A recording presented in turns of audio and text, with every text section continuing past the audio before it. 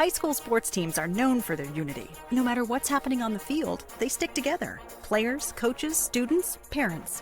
One big family. That's why Mountain West Bank is so proud to sponsor Idaho high school sports. Today, tomorrow, together. Some days, I choose the most difficult trail. I test my limits. Taking the hard path isn't always easy, but I know it's the right way. When I get done with my ride and I look back at what I've just accomplished, I feel amazing. It takes courage and determination to do hard things. But you can do them. Quitting tobacco and vaping is possible. You decide when. We'll show you how. Learn more at projectfilter.org or call 1-800-QUIT-NOW. We're Valley-wide cooperative. For 100 years, we've been your first choice for residential and commercial propane, fuels, oils, and lubricants. We service HVAC, install water heaters, propane tanks, and accessories. And yes, we'll even deliver right where you need it. Because for us, serving is more than a job, it's a way of life. We are proud to employ your neighbors and to be a cornerstone of your community. We're Valley-wide. Yesterday, today, and tomorrow. We're here for you. My name's Tyler. I'm a pharmacist and I live in Caldwell. A reason why I got vaccinated is because I wasn't just thinking about me and my health, is others around me. I'm a father, husband. I want to be there for my family. And then the other main choice is because of my parents are still alive, gratefully. They're both in their late 70s, both have major health conditions, and I wanted to protect them, so I chose to get the vaccine right away. Vaping sucks you in quick, and the more you vape, the harder it is to quit. Not to mention all the chemicals and health problems. That's why thousands of teens are joining My Life, My Quit. Visit mylifemyquit.com or text Start My Quit to 36072. Hybrids. Toyota. Let's go places. We're a Valley-wide country store. For 100 years, we've been your #1 choice for food, fuel, farm supplies, and just about everything else you could need to get you through your day. We know you work until the job is done, and so do we. For gas on the go or a little extra to help you get down the road, you can count on us. We are proud to employ your neighbors and to be a cornerstone of your community. We're Valley-wide. Yesterday, today, and tomorrow. We're here for you. No matter what life holds, we'll be there for you. Mountain West Bank. Today, tomorrow, together.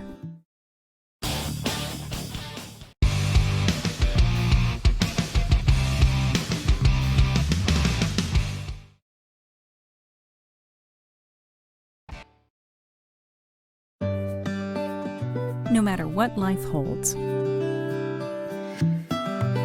we'll be there for you. Mountain West Bank. Today, tomorrow, together.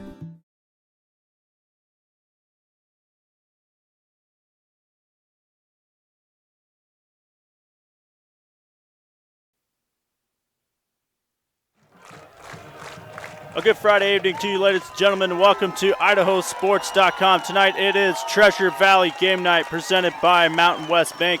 Our major advertising partners are Project Filter, Valley-wide Cooperative, the Idaho Transportation Department, the Idaho Department of Health and Welfare, Next Steps Idaho, and your local Toyota dealer. Tonight, playoff seeding on the line in the SIC 5A style.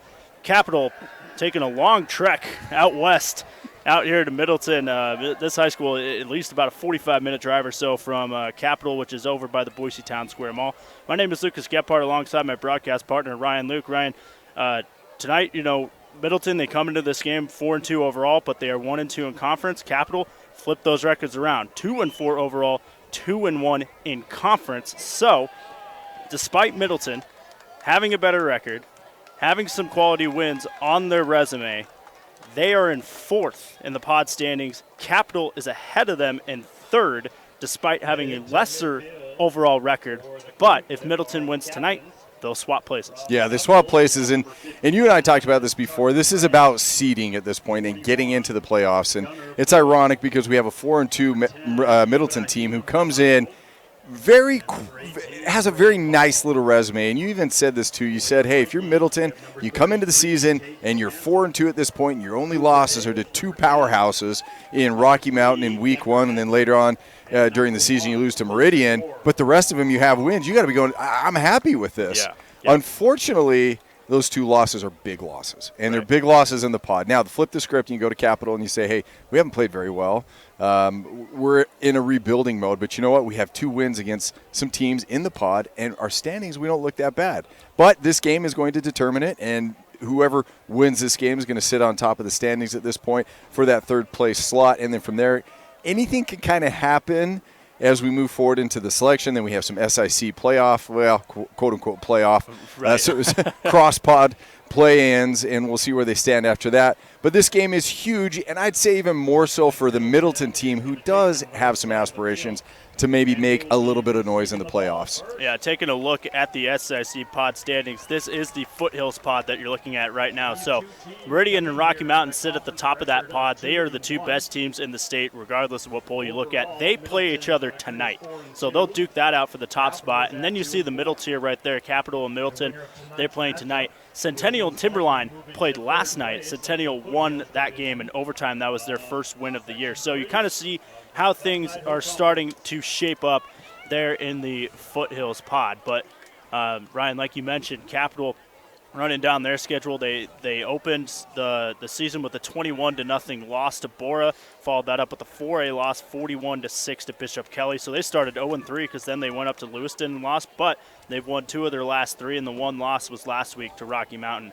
Middleton, on the other hand, like you said, the 2 losses, 21-7 to Rocky and a big one, 56-7 to Meridian. But again, they've won the last 2. Went over to Eastern Idaho, beat Thunder Ridge 42-7 a couple weeks ago. Last week, another big win, 41-14 over Timberline. Yeah, and those, you know, you'd like to say a win's a win, and they're tough to come by, and you really appreciate them. But for Capital, that's the absolute truth. There are some tough wins as they're coming through the season. You know, this is a storied program, very historic, very proud program. And as they continue to kind of move along in the season and they get better, and, you know, this is maybe a 2 to 3 years out, they're looking at maybe some of the participation needing to happen from the younger ages, but they can rebound. And you and I talked about this. We think the sky's the limit, and it's all blue sky for the Middleton Vikings moving forward. Yeah, Middleton, first year up playing in 5A. They will get the ball here first tonight on senior night. Middleton, the all blues, as we are underway here from Middleton. Short kick getting taken just at the 14 as Johansson trying to find a hole between the hash marks, brought down at the 35. So the Middleton offense taking the field for the first time tonight. One thing of note for Capital, they are down to their 3rd-string quarterback tonight.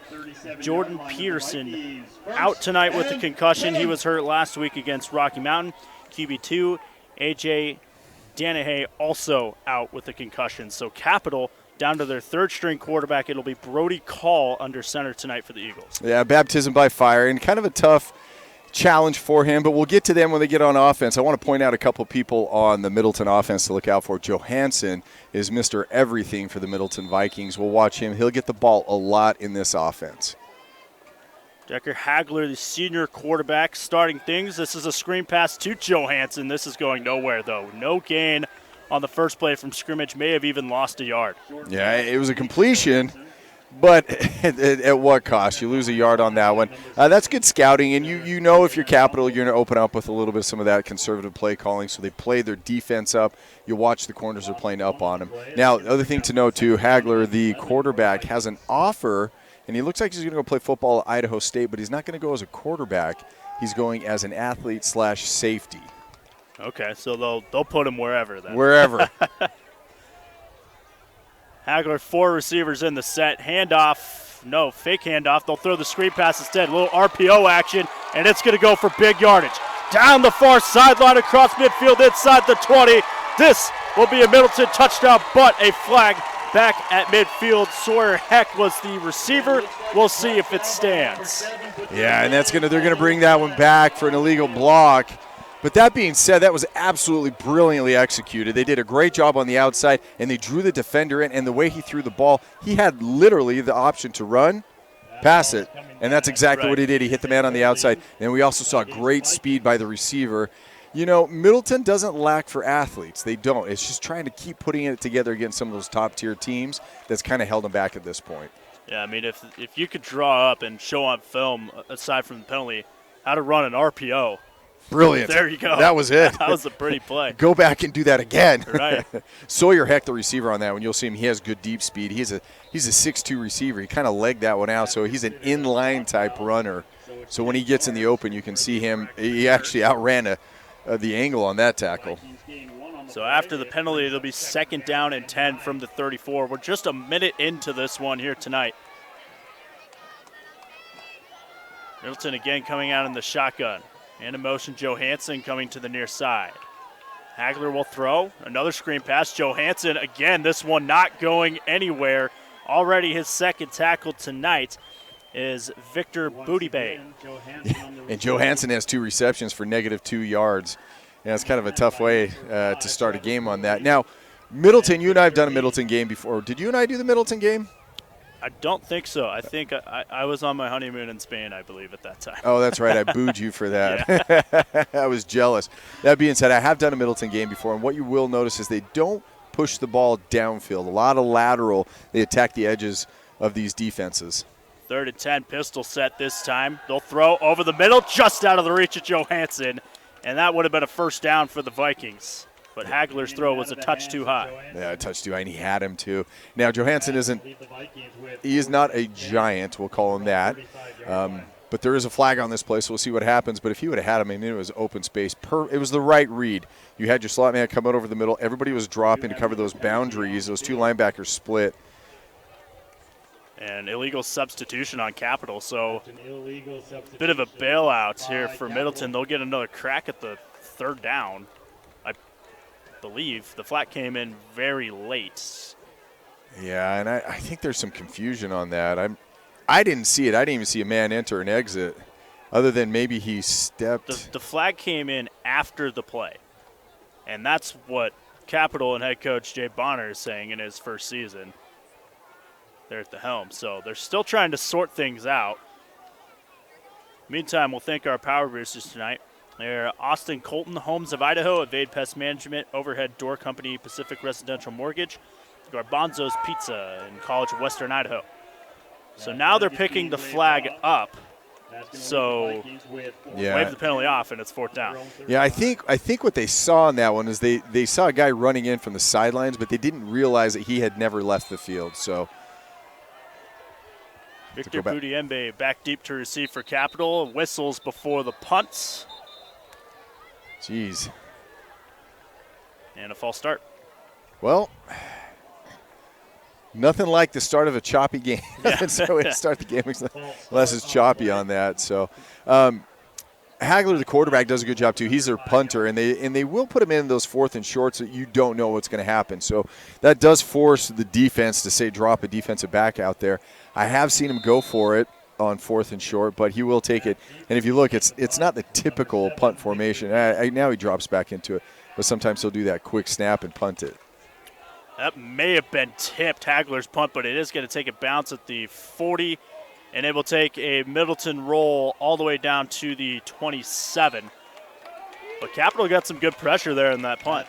Yeah, they did. Good pressure. Now, Capital on offense, you talked about this, 3rd-string quarterback, and what are you going to do with this? Well, at this point, you simplify the playbook. You say, hey, thank you for being in the program, but we're going to try and protect you with some of the play calling. So you'll try and let some of your athletes do some work. Capital, again, we talk about some of the participation numbers that they need to get up throughout the program, so it is somewhat of a systemic thing, and this is a team that maybe needs to rebound a little bit, proud program. But they will run their offense. The head coach this is his first year, so they do show some different things in offense that they haven't typically shown before. So Brody Call, QB3 for Capital, more flags. And a false start here to start things for Capital. And you talked about the pedigree for Capital. This is sort of a historic power throughout Idaho high school football history. Denver guy, so obviously Jake Plummer comes to mind for some of us. There you go. A Capital grad. Took my Denver Broncos to the 05 ASC Championship game. Does not look like the current quarterback will be doing that, but I mean, who's salty about it? Yeah, a little bit, I guess.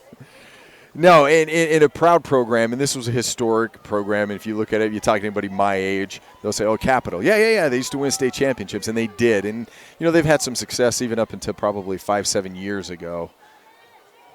Call will give to Soriano. First play, trying to find the edge right side. A good pickup of about 9, close to the, or 5 rather, as he's close to the original line of gain prior to that false start. So Soriano picking up 5 on the first play from scrimmage. Yeah, Soriano, he's one of those little scat backs, and they'll give him the ball, and he's tough to spot behind the offensive line.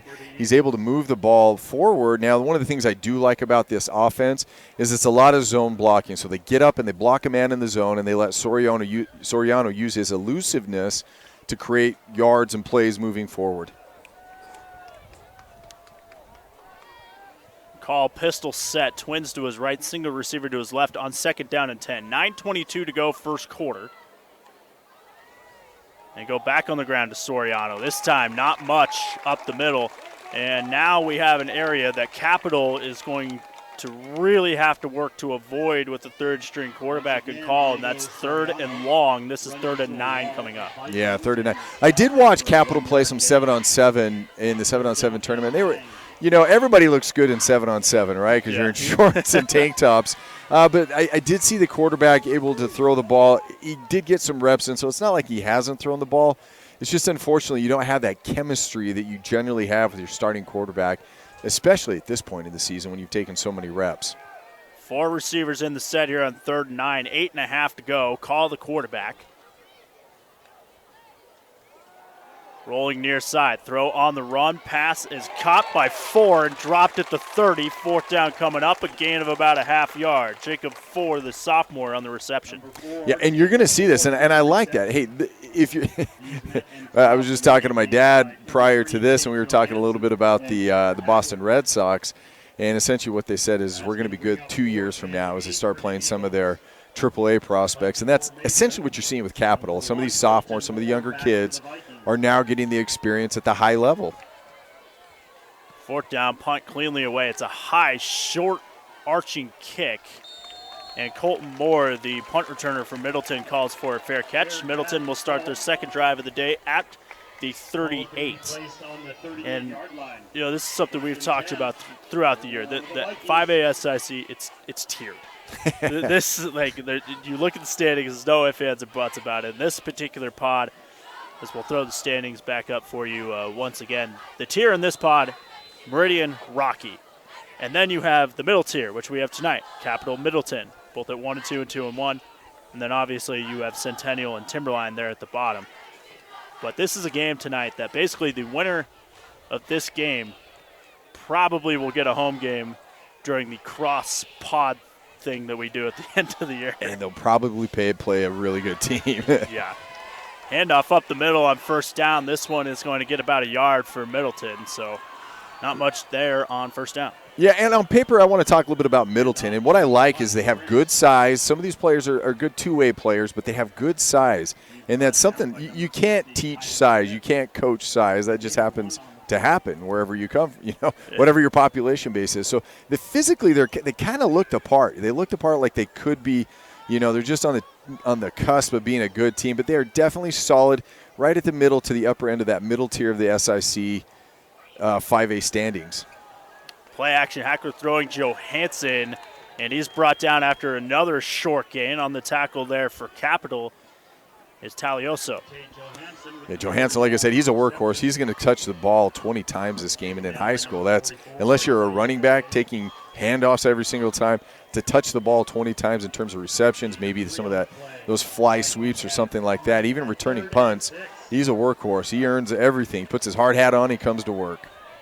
3rd down and 6 coming up. Under 7 minutes to play first quarter. Hagler in the gun now looking to the sideline. Archie Franks now backing up to the pistol set. He's the tailback.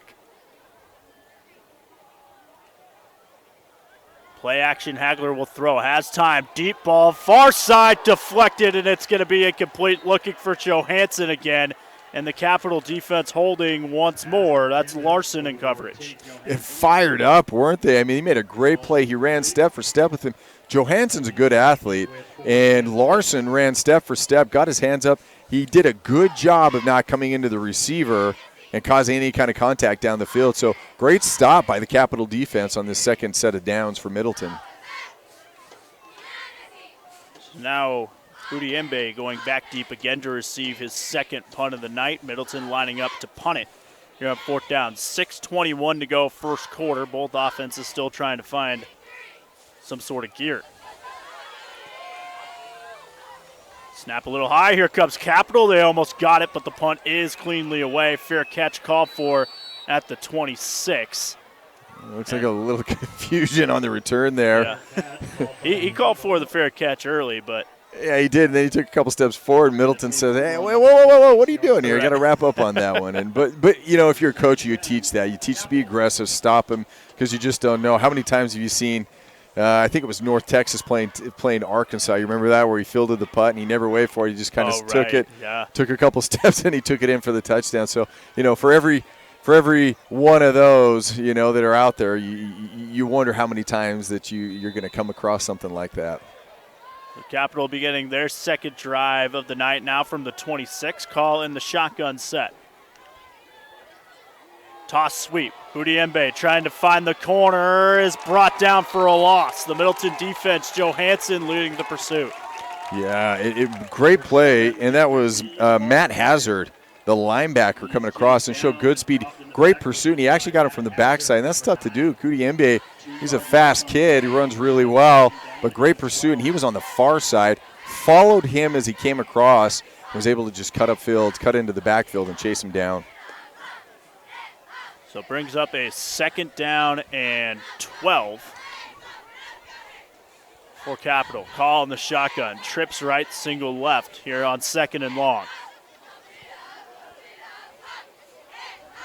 Call rolling far side, looking to run, nowhere to go, and he's dropped at the 20. And Middleton getting to him with 3 men, 3 down linemen. They did bring a 4th man on the rush, but were able to get to him and kind of flush him out of the pocket. And you can see a little bit what Capital's trying to do. They're shortening the field and letting him read just one half of the field at a time. And that's good coaching. You're protecting your quarterback from making too many decisions, and they call paralysis by analysis at that point. But if you give him 2 reads to the far side, read, tuck and run. But that being said, you do have to have the protection. And it looks like Middleton was able to get to him with just the 3 down linemen and 4 rushers. 3rd and 16 now. 3rd and long once again here for Capital. Under 5 minutes to play, first quarter.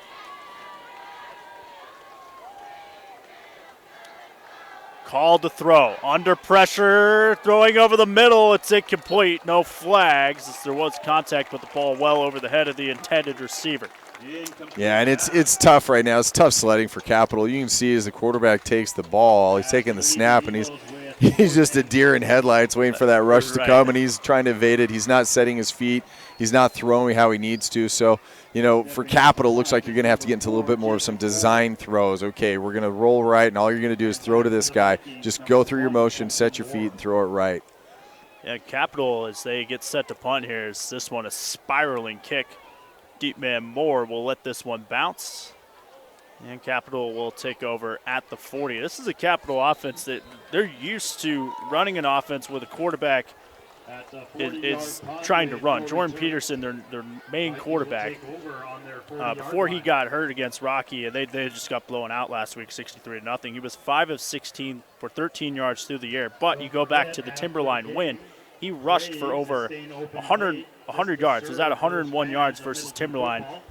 Also had 82 yards and 2 touchdowns in the win over Centennial. So what that means, probably not all that different of a playbook when you go down to Call, who is a receiver by trade. By trade, yeah. But again, simplifying the playbook, and the threat probably isn't there to go downfield quite as much. Middleton starting this drive from their own 40. Low snap as they pick it up. This is Hagler trying to pick something up and just dives forward for about a yard. Yeah, a little sloppy play so far. Everything that I'm seeing, this doesn't – we talked about those 2 tiers, I did the Meridian Middleton game, and that just didn't happen. That just didn't happen when that went through. You didn't see that happen on the Meridian side or on the Rocky side. Right now, just some of those things, they could call it nerves, it's senior night, whatever it may be. But at this point, you kind of get the feeling that they need to put it together a little bit better. Yeah, right. Under 4 minutes to play now in the first quarter. Hagler in the shotgun, twins to each side, 2nd and 10. He'll throw. Pass far side is caught by Cooper Davis, and Davis has a first down across midfield to the 48. Yeah, and that was in rhythm. I mean, the ball came back 2 steps, made his read, and he fired, and it was a strong throw. He put it on a rope, and he got it there, and that's what you need to do. That's that, we'll call it professional look that needs to happen more at the quarterback position, specifically at the high school level, specifically to crack into that next tier of the SIC. Those are the types of just easy plays, 12 yards at a time that you need to take. You have to be able to complete those passes. 1st and 10 from the 48 now. Pistol set for Hagler. Play action, he'll throw. Time, pumps, now scrambling around, trying to direct traffic. He'll tuck and run. Breaks a tackle, has a first down. Across the 30, tripped up at the 25. Hagler shows his athletic ability there. Was looking downfield, ran all over it. I think he probably ran about 50 yards to pick up about 20, but that being said, he'll take it. Sometimes busted plays are the best plays to make some big yards. Yeah, the 25-yard gain puts Middleton at the 25, approaching the 3-minute mark here in the first quarter. It's really the first spark of offense we've seen from either team so far tonight. Middleton now, a power I formation. They'll go to Johansson on the ground, left side. Johansson bulldozes his way for another first down, and now they're in the red zone. 1st and 10 from the 14 coming up. Yeah, and good-looking play. We've talked about this a lot. Most teams in high school these days don't know how to line up under center. So when you do line up under center, and then you have 2 big backs in front of you and a good athlete like Johansson, if it's me, I like to do that all game, especially against an overmatched defensive line from Capital, which the majority of these kids are playing both ways. Yeah, Johansson, this is a kid that they're just going to look to get him the ball any way they can. 5'11", 180 senior on this roster. Again, power I, again Johansson, again left side, inside the 10, and tripped up, lost the ball, but it goes out of bounds. Yeah, and again, they lined up again. We talked about it. I'd keep doing it over and over again. And when you run that power I, what you're really looking for is that second block. Where is that second block going and how far into the defensive backfield, that linebacker, that defensive end, who is that second back, the second blocker picking up, and that's where you're making your read. Do I cut it inside? Do I cut it outside? And Johansson's showing good patience coming off of his off the backside of the second blocker. Same formation again here. 2nd and 5, toss now to Johansson. Looking for the near side, trying to turn the corner, is thrown out of bounds at the 8. So 3rd down, they can get a first down at the 5. Budiembe on the tackle. Yeah, good job, Capitals. They string it out, and when you run into the edge, you just, the sidelines, an additional defender, string it out as best you can, and they did a good job of that. So now 3rd down and 5 from the 8. 2:18 to go in the first quarter. And I think Capital, everybody's going to settle in and get a little bit into this game, but I do feel like Capital is maybe starting to see something that they can work with, which is getting upfield, right? Stringing things out and getting upfield. Taking a timeout here by Capital, which is probably well taken. Hey, use your timeouts. You have them. Yeah, that's another thing we talk about every week. Don't go to the locker room with timeouts in your pocket. So stopping the clock here with 2:18 to go here in the first quarter. Middleton knocking on the door. And we'll take a quick break here on IdahoSports.com. Come back right after this.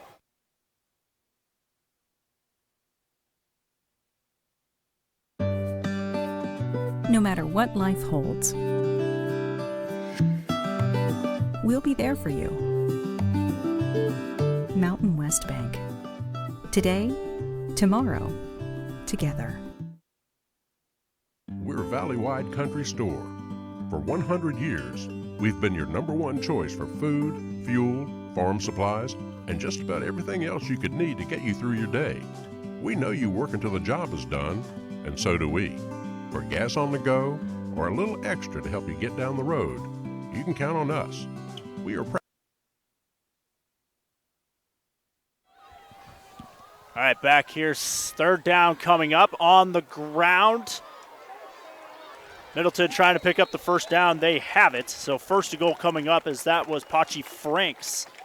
6'1", 215 coming downhill at you. Yeah, and I like Pachi Franks, and I've seen him run a couple of times, a couple of games. He's a banger, but he also shows a little bit of elusiveness in the hole. He's not going to beat you to the outside, but you get him between the tackles. He's a load to bring down. Smell a campfire. I know. It's just kind of came out of nowhere here, too. Yeah, what beautiful scenery here. Great night, absolutely gorgeous. And the fans here, Middleton shows up. Yeah, full house here on the near side. Up the middle on first and goal. They'll be stopped short at the 1. So second and goal coming up now for Middleton. Under 2 minutes to play first quarter. Yeah, the up back, just give it to the first guy. Make him choose who they're going to focus on to make the tackle, and the up back was able to pick a couple yards up. 90 seconds left to play now in the first quarter as Middleton breaks huddle on this second and goal. Power eye once again. Hagler the deep back. And they go to Johansson. Up the middle. Touchdown. Touchdown-ish. Got in just barely. Yeah.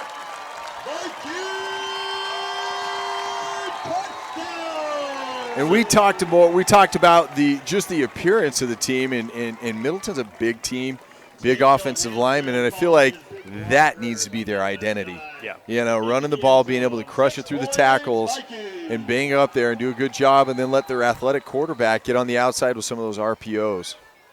So Middleton on the board with 1:15 to go in the first quarter. Extra point is up and good.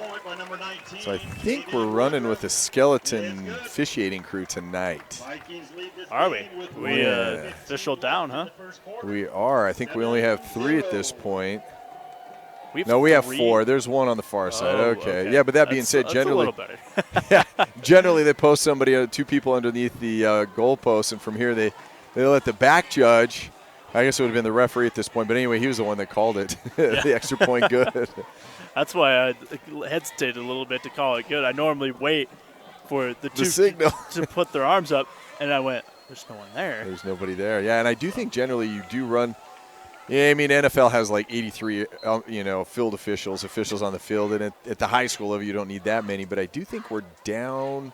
I think generally you're have right. one to 2 more. I think they're down. They're down at least 1. Yeah. Yeah, and I don't know if you followed this, but early in the season or before the season even started, they were worried they weren't going to have a season because the officials union was worried about not making enough money. It wasn't worth them for their gas and their time to do it. They wanted to get paid a little bit more money to come out and do the games. And then also there's just a general shortage of officials. And that's across every sport. Across everywhere, yeah. So if you want to get involved in the game, go be an official. It's absolutely a blast. Caden Woodruff kicking this one off as it takes a bounce at the 20. Capital will bring it out from the 15. Slipping out of one tackle, now looking for a seam down the near side, across the 35, across the 40, and stepping out of bounds. A good return that time by Marcellus Clay. Yeah, Marcellus Clay. And I'll tell you what, that was the play of the game for Capital so far. Right. This sophomore made 4 guys miss, and he made them look bad too. You know, they have to pick up their pants, their drawers, we'll say here, as we're live TV, but have to pick up your drawers. But he did a good job. A good jump stop, right? He goes one direction, stops, and was able to accelerate out of it. That's what you're looking for. And as a sophomore, that's what I'm saying. Get these kids experience now. Maybe 2 years from now when they're up in their seniors, they're going to be a force to be reckoned with. I'd say Capital, keep your eye on them as the coach gets a few more years under his belt. Yeah, and this really sort of, in a way, kind of is a transition year for Capital with Jay Bonner in his first season. First year without Todd Simmis at the helm in nearly 2 decades. He was there for 18 years. Call throwing on first down, pass complete to Charles Bonner, the senior. Has a pickup of 8 on first down, and Capital across the 50 for the first time tonight. Hey, I really like that play call. Everything was in rhythm at that point. He snapped the ball. Call was able to just throw it in, put it into a little window. He had his receiver. His receiver had inside position. Not a lot he could have done wrong with that one with single coverage on the outside. That's a confidence booster, and those are the types of plays that Capital needs to continue pushing the ball forward. Approaching the 30-second mark now, the first quarter, so likely the last play here in the opening frame. Second and short for Capital from the 48. And now just as they cross midfield, it looks like they're going to go back on the other side, as this is a pre-snap penalty on the Eagles. Yeah, Marcellus Clay, the sophomore, we just talked about how good a job he did, and at that point, that's a little bit of a sophomore error with a substitution infraction. Can't break the huddle with that, but at that point, you know, like I said, your young guys are getting experience. He'll learn from that and be better down the road. So 2nd and 7 now. 15 seconds. Clock is moving here in the first quarter, so we'll see if Capital is able to get another playoff before the quarter ends. They break the huddle with 10. Now clock at 5. 2 and 1, and that'll do it for the first quarter. So after the first quarter of play, Middleton, by way of a 2-yard touchdown run from Tate Johansson, holds a 7-0 lead here at home on senior night. Second quarter here on IdahoSports.com coming up after this.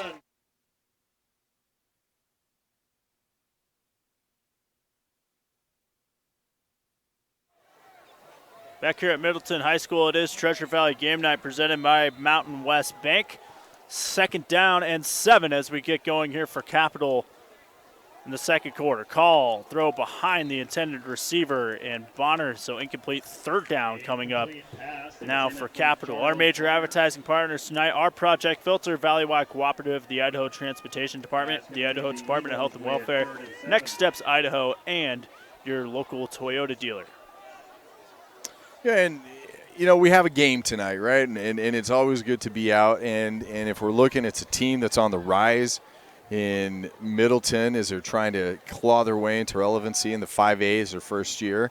And we have a proud program in Capital who's trying to rebuild. It's kind of a fun storyline, and these two are kind of in the similar situation in terms of standings and kids, and this will kind of help move them forward. Called rolling on 3rd down, looking to throw. They need 7. Throw down the near sideline. It's going to be incomplete. 4th down coming up. The intended target was Clay. And so that will bring up a 4th and 7. But they showed some life. They did some things in rhythm there. I mean, he wasn't running for his life right after he took the snap. The quarterback wasn't running for his life, but they did show some life. They completed a pass, had a couple runs. Yeah, it wasn't fantastic, but they did show some life. And they're only down 7-0, which means defensively they're actually doing a pretty stout job. Defensively, Capital has played pretty well tonight as Capital lining up to punt this thing away. Moore back deep to receive for Middleton. Again, a high punt. And it's not going to give Moore a chance to return it. It actually takes a very favorable Middleton bounce all the way to the 35. So the Middleton offense coming back out onto the field. Last time a nice touchdown drive. Johansson capped it off with a 2-yard touchdown. Yeah, as Middleton comes out here, you got to build off of what you did the last set of downs that you had, which was they ran a little bit of that power eye, and they were able to get good chunks of yardage down in the red zone. It makes you wonder if that's maybe, and we talked about some of their identity, if that's what they need to move towards with their play calling. 11:39 to go, second quarter, just underway here in the second quarter from Middleton. Middleton starting this drive in the pistol set. Speed option, toss out, Johansson, look out. First down and a lot more for Tate Johansson. He's across the 40, slips out of a tackle to the 30, still won't go down, and finally brought down at the 26. Great job blocking down the field by the Middleton offense. That was Heck, the receiver, who was able to block the only man who was going to come up and make the stop on that, and Johansson did a great job of waiting for his block to develop, played off of that, and made the cut to the inside to pick up additional yardage. Also, nice read by the quarterback on the option. He waited for the man to come up, was able to pitch with his left hand. As a right-hander, that's actually tough to do, make that solid of a pitch. Yeah, made it look easy. Same formation here, pistol set again, 1st and 10. Triple option again, this time Hackler keeping on the fake, still on his feet inside the 20, brought down at the 19. Same play, opposite side. Same play, opposite side, a little bit different result. But I like that he kept it. And he makes the Capital defense honest now, knowing that he's not going to pitch it every time. And even though it was a pickup of 7, just 7, he makes the Capital defense now have to read him. Yeah, first time they've really shown that play. And So second down coming up, 2nd and 3, 10.5 to go here in the second quarter. Shotgun set here for Hagler. Yeah, and I think we just saw it's a 14-7 in the second quarter. We have Eagle over Mountain View at this point. Straight up the middle, touchdown Middleton. This one going for 14 yards, and the Vikings take a 13-0 lead. Yeah, great job by Paxty. And was that Paxty? That was our boy, Paxty Franks. And he rumbled like we talked about. He's tough to tackle between the tackles. Made a couple guys miss, just elusive enough. And you're not going to bring him down with the arm tackles. Rumbled into the end zone for a good touchdown. So the score now 13-0. Check that. It's 14-7 in the first quarter. Eagle over Mountain View. The extra point is no good. It was pushed wide. So the score staying at 13-0. And, yeah, you mentioned one of them there. A couple big 5A SIC showdowns going on in the Valley tonight. Rocky Meridian, that's number 1 versus number 2. You also have Mountain View and Eagle playing. I believe Eagle just dropped out of the state media poll. They did, but they're 6th, for lack of a better term. It's because they didn't show up well enough against Boise. Right. It's not because they lost. It's just they didn't play themselves into it. No, and that game is huge, too, because that has SIC implications. But I think I just got a score. It's 3-0. I want to say first quarter. Rocky over Meridian. Okay. 3-0. Yeah, we'll keep you updated on both of those games as we go along here tonight. Again, big SIC implications across both pots here tonight. We have this one here tonight, which basically could determine who finishes third in the Foothills pod. Meridian and Rocky Mountain, the two teams ahead of Capital and Middleton, playing each other tonight as well. That will essentially decide who wins the pod, and if you win a pod, that's an automatic berth to the state playoffs. Not that Rocky or Meridian is worried about missing state at this point, but it does get you in. Yeah, it makes your path maybe a little easier to get there. The big key is when you get to the semifinals. A little pooch shot here on the kick. Capital's going to take it at the 30 and brought all the way up to midfield. As returning that one for Capital is Keegan Larson. Yeah, and I don't think that was a design kick. I think he didn't mean to do that because when you do pooch, so the way the Capital set up the return is they have people incrementally down on the numbers as they go down. If you're going to do that, you wanted to kick it down the middle. I think that he just miskicked that, and consequently, they end up at the 48-yard line. Best starting field position and the furthest that Eagle has, or not Eagle, the Capital Eagles have technically moved the ball so far in this game. Yeah, they're going to start this drive at the 48, so like you said, best starting field position here for Capital. Let's see what they can do with it. Calling the shotgun will throw. Screen pass complete and can't slip out of the tackle. That was Clay on the reception, no gain. Colton Moore made the shoestring tackle on that because there was a lot of green space in front of the receiver if he would have broke that tackle.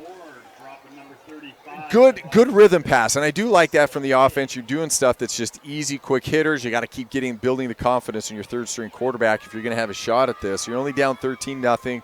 Anything can happen. You can break a tackle, score a touchdown quickly, and you're right back in this thing. But you've got to give yourself a chance to do that, and you do that by making the easy plays. Call pistol set now on 2nd and 10. 9.5 to play before halftime. We're in the second quarter here from Middleton. Speed option. Call going to toss this one out to the back. Slipping one tackle is Soriano and dropped for, again, no gain. Dropped at the 48. Another 3rd and long for Capital coming up. Yeah, 3rd and long, and just not where you want to be. We'd mentioned that in their first drive. They have to find a way to get the ball and at least pick up chunks 3 to 4 yards at a time. They're trying. They're doing what they think that they need to do and trying to make those easy plays. We talked about some of the youth on that, and I'm just looking across the board. They have at least 2 sophomores starting, but they have a big tight end, Shepard Fish, number 88 for Capital, just a sophomore, but he's a big kid, and you got to see him possibly getting some looks down the road if he starts to produce and contribute at the high level, at the varsity level. 3rd down and 10 now for Capital. Call in the shotgun, twins left, single right on 3rd and long. Here comes the blitz from Middleton. Call able to avoid some pressure, throws on the run. It's incomplete. Intended target was Bonner. 4th and 10 coming up. Yeah, and he, again, running for his life. He had a guy in his face, and it was all he could do. That's a tough throw, too, because he's throwing back across his body, and he didn't get a chance to square his shoulders. That being said, everybody was covered. Middleton rushed 3, brought a man off the edge, so 4 total rushers. But they dropped their second level with their linebackers and just rolled with everybody. All the receivers were drifting with the quarterback, and everybody was locked up. There was nobody open on that play. Capital punting this one away. Spiral kick going right for the sideline. We'll see where they mark it out. I thought the cheerleader was going to fair catch that thing. That one went to about the 6th lane on the track. A line judge still walking up. They're going to mark this out at the 45. So good starting field position for Middleton. That punt went 8 yards. Oh, boy. Right, from the 48 to the 45. 48 to the 45, yeah? 12 yards? 12 yards, okay. Well, hold on. Well, now they're marching it back to the 35. So. All right, so that's 5, 10, 15-ish. We'll give him 15 yards on the punt. All right, we'll take it. 8.5 to go, second quarter. You know, it's no lack of effort either. I see Capital out there, and these kids are playing their heart out. It's a tough sledding at this point. Hagler going to throw on first down. Pass complete to Ford. First down out to midfield for Middleton. Yeah, it was Paxi coming out of the Franks coming out of the backfield. Nice little route, just an out route. Hagler was able to hit him. The linebacker had coverage on that, but he kind of got caught up in some traffic as Franks was able to break free and pick up a good 12 yards on this. See, what was that? We'll do that. 5, 10. Let's see if we can do math here, yeah. 14 yards. Come on. Big time productions, they have spotters and it says 14 yards like that, and you just have to look down and see how many it is. Just a 2-man crew up here. 1st and 10. Hagler the throw, has time. Steps up, home run ball down the middle of the field, incomplete. Was looking for Cooper Davis. Yeah, he threw that from the 45 and it landed at the 10. Put it on a rope. That showed pretty good arm strength on that thing. That's a good throw. Didn't hit him. Didn't put it on the numbers, but that was a good throw. Bring up a 2nd and 10 now. We're under 8 minutes to play in the second quarter. And you see some of that athleticism that, that Idaho State sees in Hagler as a quarterback, but not as a quarterback, but as just as an athlete, or call him a safety. Defensively, he'll come up and make a stick, but some of that athleticism, escaping stuff, running downfield, being able to throw the ball. You look for a lot of that at the FCS level. Where can you put an athlete? Pistol set on 2nd down. Up the middle as they go with Cole Holman. 6'1", 215 is Holman. You also have Franks at 6'1", 215 that they could come down the pipes with. Yeah, talk about a bang crew. And Holman just a junior, so they're getting him some good experience at this level. It looks like he's going to be the bell cow, we'll call it, next year. But as of now, he's able to step in and make some key plays in a good ball game. 3rd and 6 coming up, 7:20 remaining here in the second. 4 receivers in the set here on 3rd down.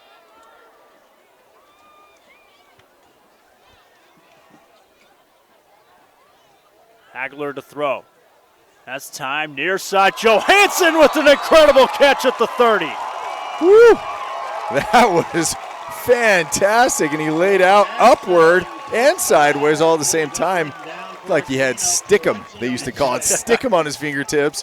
Hagler made a play, and what I liked about that is Hagler actually threw it over the first line of defenders, dropped it in that little pocket that he had to get there, and Johansson went up and got it.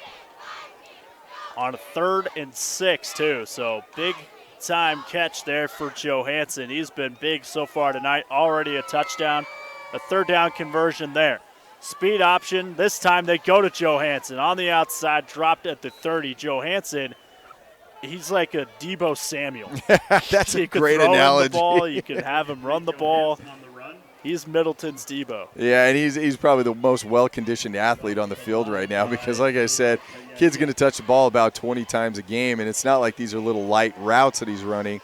He touches, he gets knocked around, jumps up, gets the ball, takes pitches. Good player, good-looking player for the Middleton Vikings. And, I made that comparison because the had the catch on the third down conversion. Next play, they line him up as a running back, and they give him the ball on an option. So second down here from the 30. Hagler will throw. Here comes the pressure, trying to do a slip screen. It got deflected at the line of scrimmage. Capital able to get a hand on that one, and it's incomplete. Yeah, and I like what they did is the defensive line. They got upfield and thought, hey, this is too easy, and they stopped and waited and looked, and then they jumped and used their hands to get in the passing lanes and knock that down. So instead of just putting their head down and running after the quarterback, they recognized the play, which is, hey, the offensive lineman let me go. That's as a defender, as a defensive lineman, you have to watch out for those. Yeah, good recognition as well from the defense. It's a sign of a well-coached team when you're able to recognize something like that. So that or you haven't been able to beat your man all night. Right, yeah. 3rd and 10. As they go up the middle, Franks straight up the middle, breaks a tackle. First down, Middleton to the 10, and now marking down at the 9. And that's 215 coming at you, just trucking the free safety who went low, and Franks got lower, knocked him over, and that was just straight up the middle. I mean, there was nothing cute about that. That was mano a mano, as they say. Franks bursted up the middle, took it for good yards. That was like a play call that you'd call on a 3rd and 1. They called it on a 3rd and 10. 3rd and 10. That's a lot of confidence in that offensive line in that back. I think that was 2-down territory, if I'm being honest. Yeah, I mean, judging by that play call for sure. Power eye here on 1st and goal for Middleton. Johansson, right side, breaks a tackle, looking for the end zone, dropped at the 2. Yeah, and then we have a late flag. Johansson on the run. But before the flag, what I was going to say is again, this is the identity, being able to move the ball, turn it into a little bit of a smash mouth type team, and I think that kind of suits Middleton, what they have. They have an athletic quarterback, which really lends to you be able to get to the outside, running some of those options, and then you keep them honest on the outside, but then you have a couple good power backs, and then you have the all Debo type Johansson being able to take it sideline to sideline. I think that there's an opportunity for Middleton to start building on this power running game. And the flag goes against Capital. Did not catch what the flag was. Yeah, personal foul. Personal foul coming out over from the PA guy here at Middleton. So it'll just be half the distance, and it'll still be 2nd down. So 5:24 to go. Back to the power eye is Middleton here. They need about 1.5 yards. Johansson, the deep man. They go straight up the middle. Touchdown, Middleton. Was that No, that's the other 215-pound back, Cole Holman. So now Middleton takes a 19-0 lead, and you have touchdown runs from Pachi Franks, Tate Johansson, and now Cole Holman, just coming at you from all kinds of angles, as Middleton will try for the point after. Now they're going to go for 2. Again, the power eye. Play action. Hagler back of the end zone. 2-point conversion's good. Yeah, that's the tight end drag play. They bring him from the far side, and as everything goes to one side, then he turns around, he bootlegs to the other, and the tight end just drags in the back of the end zone. That play is open. Did you know that 78% of all statistics are made up on the spot? Are you going to make one up? Yeah, 78. So that particular play, the tight end, when they drag it across the back of the end zone, is open 74% of the time. High percentage when you're getting the ball to him like that. But I really like that play. We used to run that. Same thing, you'd fake a pitch or a handoff to one side, bootleg to the other, drag the tight end, and the guy that usually is covering him is either the strong safety or that onside linebacker gets caught up in all the traffic and tends to get picked off, and then he ends up wide open in the back of the end zone. Yeah, Matt Hazard was the senior coming down with the reception there on the 2-point try, and that makes it 21-0. Middleton in control here in the first half. We have 5:20 to go before halftime. Yeah, and I think this is kind of playing out how we thought it was. I would say, personnel-wise, Middleton looked to be a little bit of the better team. They came in with that 4-2 record. Their best win we talked about was versus Nampa, which is a pretty solid team also. So they had a good win versus that. Their 2 losses were against amazing teams. And so, this is probably playing out like we thought it would. Clay on the return for Capital gets it across the 30 down to the 32. And, yeah, I mean, you talk about a program like Middleton, they obviously coming up from the 4A ranks.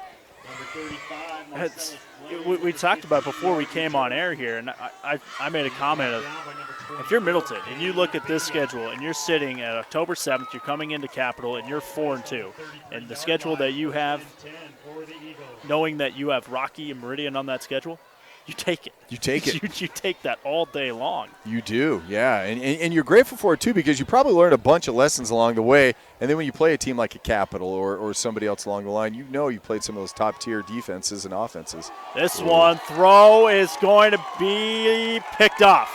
Middleton coming up with the interception. And that was Colton Moore. Jumping the route, the senior comes up with the interception, and the Middleton offense right back out onto the field. Yeah, and I talked about this, and maybe I'm to blame, but what I said was you run some of those scripted throws.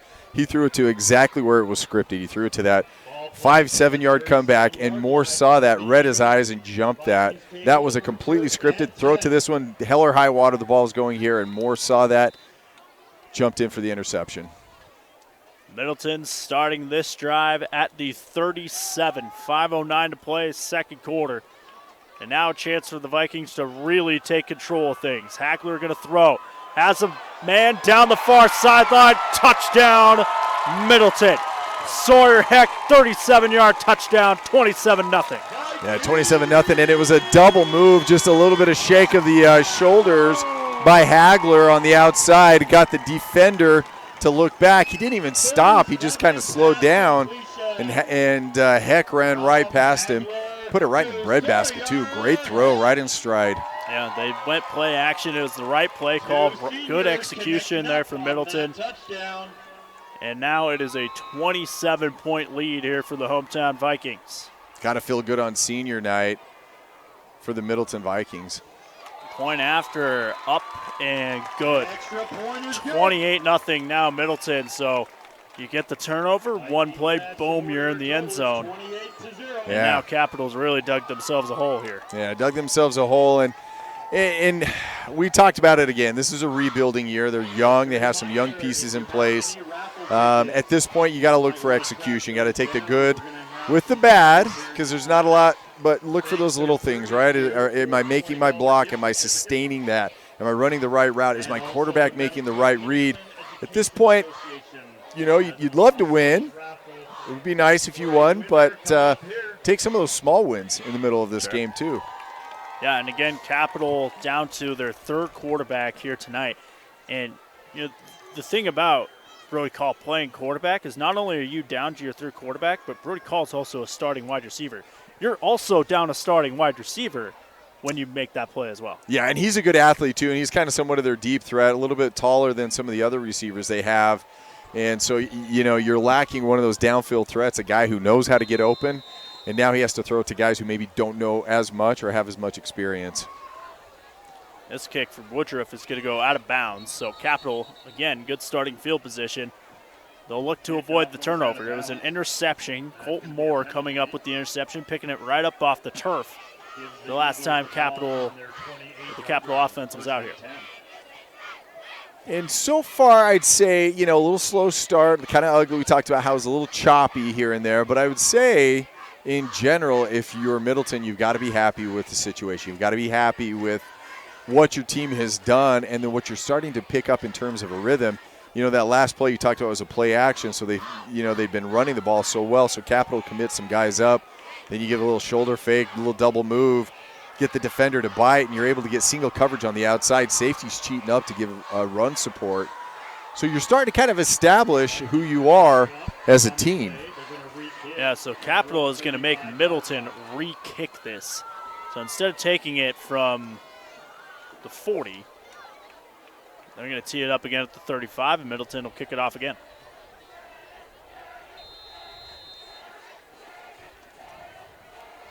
Clay and Budiambe back deep to return as Budiambe lost his footing. This is a live ball back at the 15 before Capital picks it up, and that is not how Capital envisioned that penalty going. Boy, could you have written it any worse for Capital? And not only did he fumble the ball or lose the ball or slip down and was unable to field it, he got lit up at the end too. Big hit. Yeah, Capital is just a little discombobulated, looking a little overmatched at this point. You hope for the best. You hope that they're able to kind of pull it together and take some positives from this.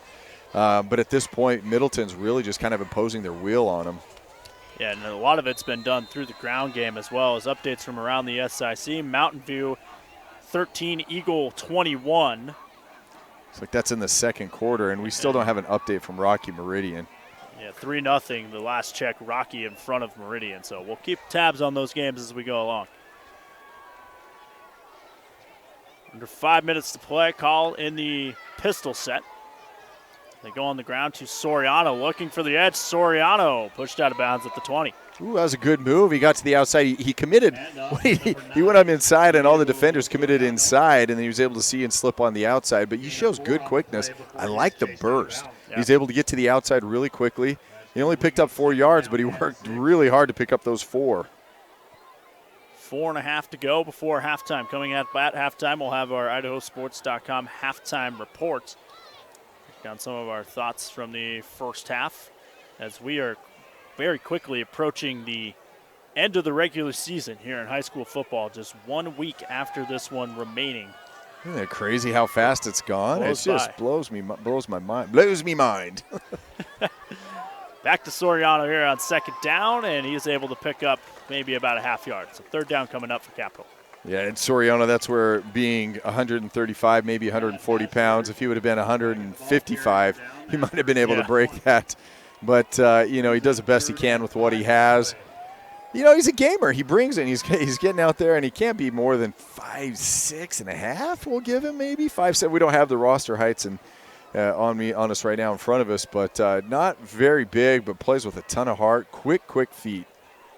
Approaching the 4-minute mark now, and whistles and timeout taken by Capital. This will be their second timeout, so 1 timeout remaining. We'll take it with them here on IdahoSports.com. You're watching Treasure Valley Game Night presented by Mountain West Bank.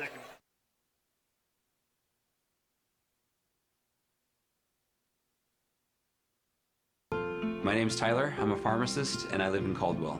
A reason why I got vaccinated is because I wasn't just thinking about me and my health, is others around me.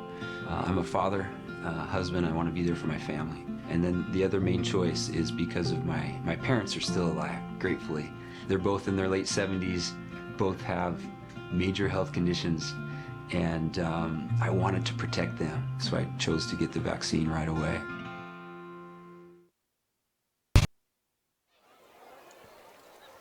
.403 to go, second quarter. This is Treasure Valley Game Night presented by Mountain West Bank. Third down and 5 coming up here for Capital. Man in motion resets, play action, call. Throws on the run, pass complete. Now trying to find the edge of first down out to the 40 for Capital. On the reception that time is Talioso. Yeah, that was great, and that was really well executed, and that's what I like. A lot of that play action. Use the athleticism of a receiver playing quarterback to speed, to get out to the outside and then hit the wide open man. And that was another one where you just kind of drag your tight end, and he gets lost in some of that traffic sometimes. He kind of plays that H-back off of the line. Really well executed. Largest gain of the day for the Capital Eagles. Now first down and 10 from the 43 now for Capital. Picking up a third down conversion there. So first and 10 from the 43. Under 4 minutes to play now in the second. Soriano up the middle. Brought down at the 46. Someone lost their lid down there. I think he had a big hand to the face on that one. He was looking around going, why didn't you do that? But it's a tough play. He's a tough kid. He'd be all right. Gain of 3 for Soriano. 3.5 to go now. So Capital now, as they have what might be one of their better drives of the night so far, now have to start worrying about the clock a little bit as we approach the 3-minute mark. Yeah, and you don't care at this point. If you're Capital, all you're doing is saying, hey, are we moving the ball forward? Are we making positive plays? And are we executing?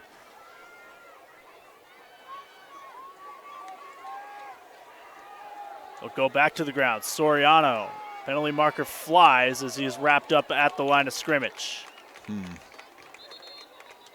Telling you, the kid plays a lot of heart, and he moves his, he has quick feet. Try to get to the outside on that one. Penalty flags flying. Number 9, Diego Soriano. We'll check out the penalty here. It was on a second down. So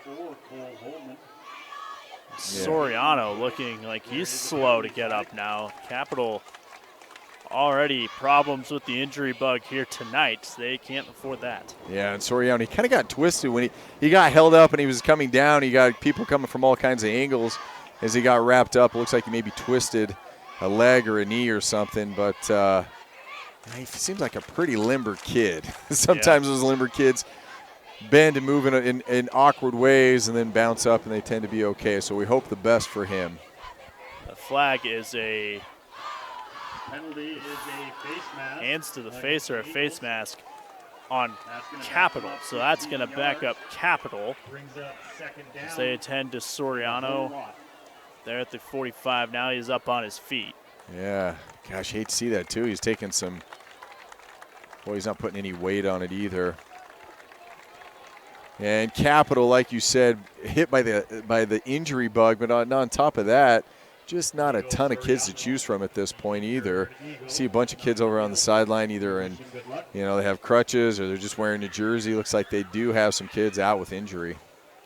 Yeah, a lot of quality starters out tonight for Capital. Second down and 20. For a call, play action, rolling near side, throws on the run. Pass is going to be hauled in by Talasso.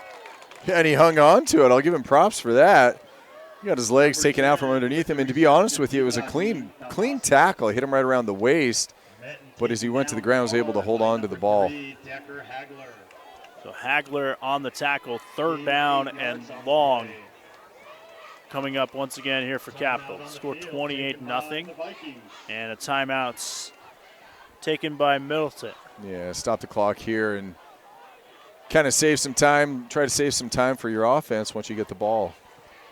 Once again, be tracking down your raffle. As I look around, as I'm looking at this Middleton team, and we talked about it multiple times, I see a team who has this potential. Now, they are senior heavy. As they introduced, you and I were sitting here watching this. There were a lot of them. A lot of seniors, and a lot of those seniors get playing time, but I also feel like they have plenty kind of coming up through the pipeline that they should be able to backfill some of those positions.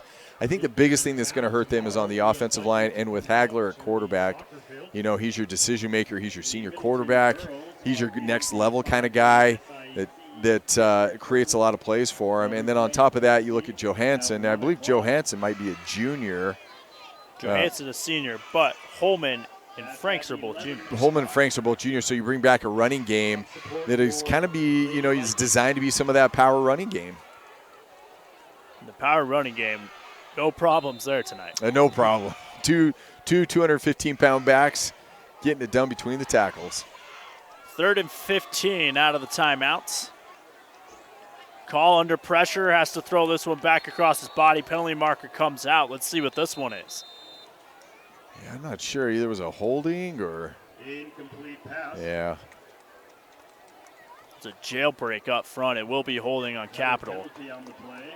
Middleton, I would imagine, will decline. They do. So 4th down again here for Capital. Yeah, and Capital's just trying to call some plays, trying to mitigate some of that pass rush, trying to do what they can. On a 3rd and long, sometimes those screenplays, if it's not there, throw it in the ground. That's essentially what happened. So that's a good play call. There's no shame in that game. But you also see Capital really going with some good scripted plays, trying to protect their quarterback and their team at this point with a game that's quickly getting out of hand. 2:40 to go before the half. Middleton, the offense has been clicking on all cylinders here in the second quarter. They have 21 points so far in the quarter. Middleton brought pressure on the punt. Good spiral kick. Sends Moore all the way back to the 26. And a short gain on the punt return there. That was a picture-perfect punt play. You got it up in the air. You turned it over. And it had fantastic hang time, and your coverage team, your gunners on the outside got down wrapped him up. I think he only got like 2 yards on the return.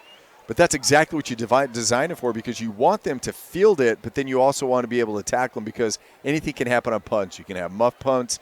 You can get tackles. You can punch the ball as they're going. A lot of times getting that fair catch is good because it pins them. But if you really want to create plays, you want to make it to where they actually receive the ball. So that was a perfectly designed punt and punt coverage. So 2:28 left here for Middleton before the half. We'll see what they can do. They'll start the drive at the 28. 2 timeouts in their pocket. Hagler will throw, has time, under pressure, able to squeak it out of there. So this is going to be an incomplete pass. Was looking for Franks. Yeah, and I was about ready to just give mad props, as they say. That's a super old term, so let's not say it. I was going to give congratulations to the Eagles defense as they were able to get some hands on him and bring him down. I thought they were going to get their first negative, well, not just negative play, but their first sack of the night. But Hagler, being the athlete that he is, as he's going down, pulled his best Patrick Mahomes, slung that thing and almost hit Franks coming across the middle as his relief valve. 2nd and 10 now with 2:21 to go for the half. 4 receivers in the set. Trips to the right for Hagler. Looks right, throws left. This pass complete. This is Holman. Has a first down. A lot more across midfield. Pushed out at the 38. Clock will at least stop temporarily to reset the chains. We're at 2:10 to go before the half. And that play was set up well because they ran the back out of the backfield to hit the screen on that, and they blocked up field. Holman didn't look like he was even being covered. And if he was, the linebacker was dragging a little bit late to get over there, and at that point it was too late. So clock is moving here as we approach the 2-minute mark. Pistol set, 1st and 10 at the 38. Hagler to throw again. Throws over the middle. Pass deflected, incomplete. That was a good-looking ball. He stepped into his throw. He spins it really well. He'll put a spiral on it. Threw it into tight coverage, just wasn't able to connect. Good defensive play. Came over the top. There wasn't any premature contact at that point. Well played by the defender. I was looking for Leonard on that one in coverage for Capital Udiambe.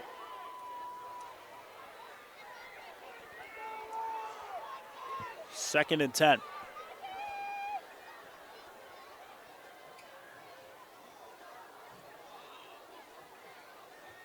Hagler with 2 receivers to each side. He'll throw.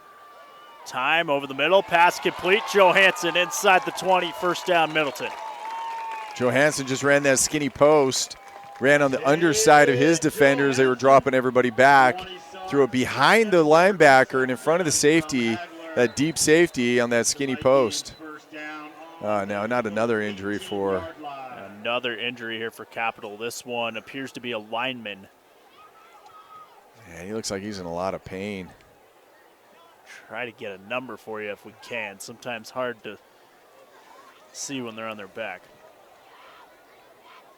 Looks like that's Tyler Smith, number 50. Looks like he's that right leg seems to be favoring it. So we'll step aside while they attend to the injured player. 1:50 to go here in the second quarter. You're watching IdahoSports.com.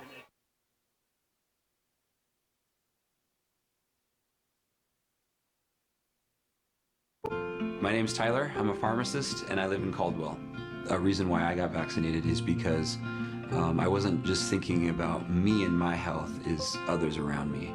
I'm a father, husband. I want to be there for my family. And then the other main choice is because of my parents are still alive, gratefully. They're both in their late 70s, both have major health conditions, and I wanted to protect them, so I chose to get the vaccine right away. High school sports teams are known for their unity. No matter what's happening on the field, they stick together. Players, coaches, students, parents. One big family. That's why Mountain West Bank is so proud to sponsor Idaho high school sports. Today, tomorrow, together.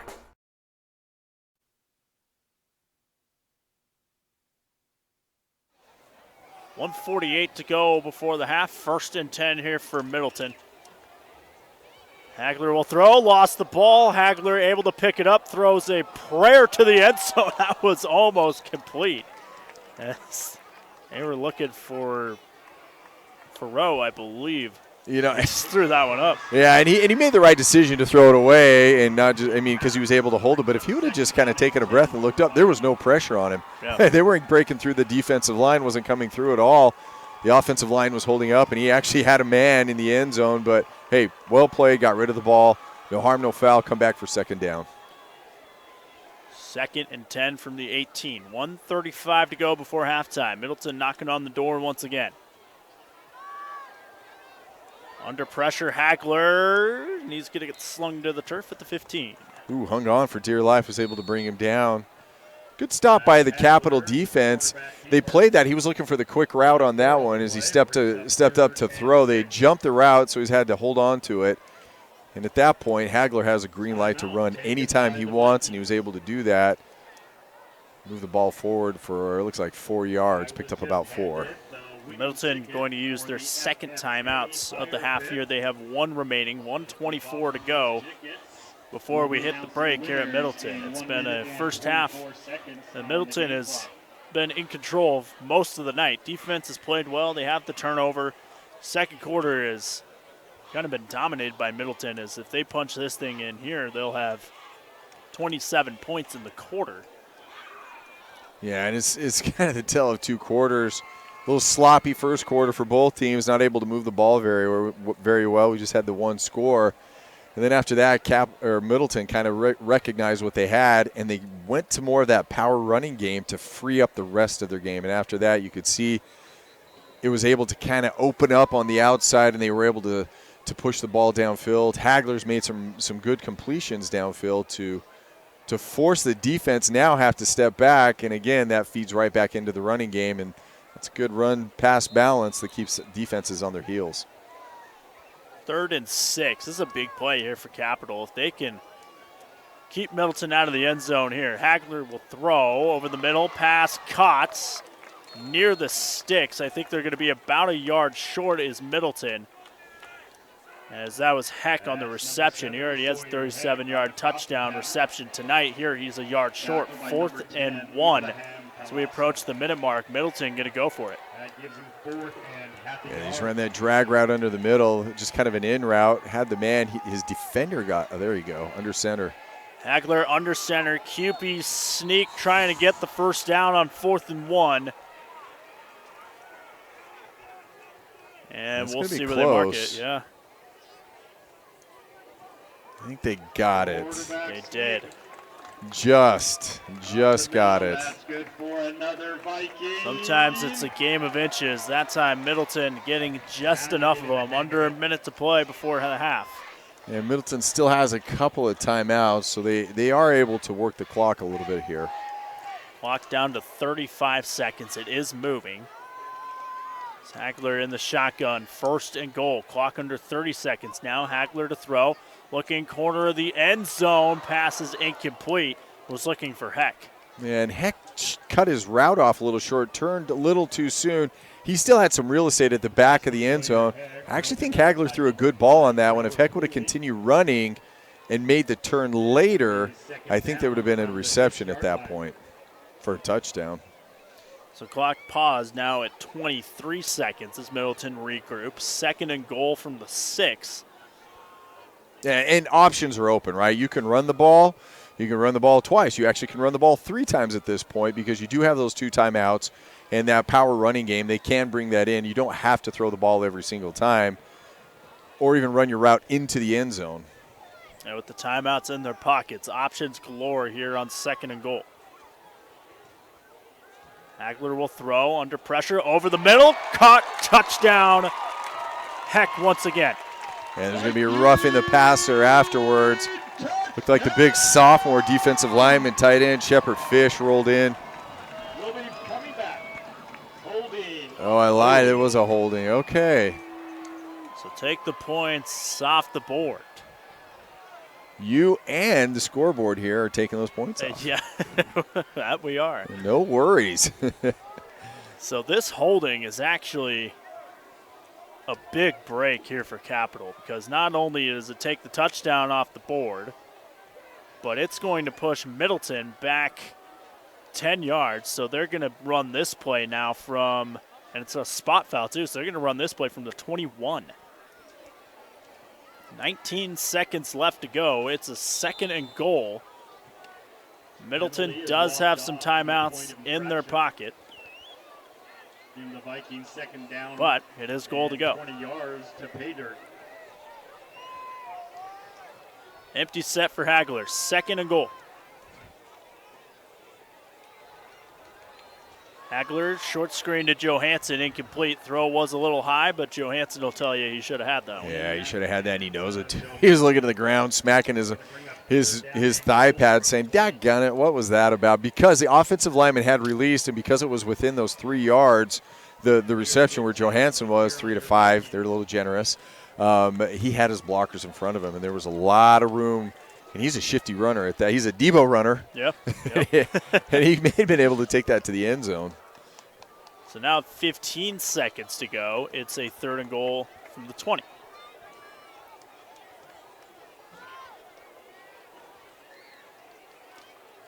Hagler with 4 receivers in the set, twins to each side. He'll throw. Here comes pressure. Hagler over the middle. Johansson caught, touchdown Middleton. Woo! And Hagler, I'll tell you what, that was his ugliest pass of the night, but the most effective. Johansson ran that skinny post again from the inside slot, and he just got inside of his defender. The safety had rolled and was on the backside and wasn't in position to make the play. And Hagler put that thing right around his knees, and he was able to bring it in. He didn't even throw a spiral on that one. But, hey, whatever it takes, man, the knuckleball, get it in there. So the score now 34-0. Extra point is up, and it's good. And the extra point pushes the score to 35-0. So 10 seconds left, so we'll keep it here at IdahoSports.com. As we thank Mountain West Bank, they are a sponsor of Treasure Valley Game Night here tonight. We also want to thank our major advertising partners. They are Project Filter, Valley-wide Cooperative, the Idaho Transportation Department, the Idaho Department of Health and Welfare, Next Steps Idaho, and your local Toyota dealer. Also have some power boosters on board with us tonight. We want to thank Austin Colton Homes of Idaho, Evade Pest Management, Overhead Door Company, Pacific Residential Mortgage, Garbanzo's Pizza, and the College of Western Idaho.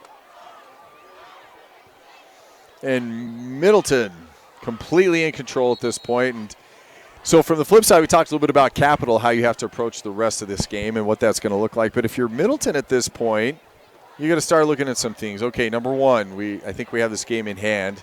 I think we've shown who we are, and I think that they need to. And there's a little bit of some growing pains, which was how do we really establish who we are? And I think playing some of those big teams, Rocky and Meridian, maybe threw them off.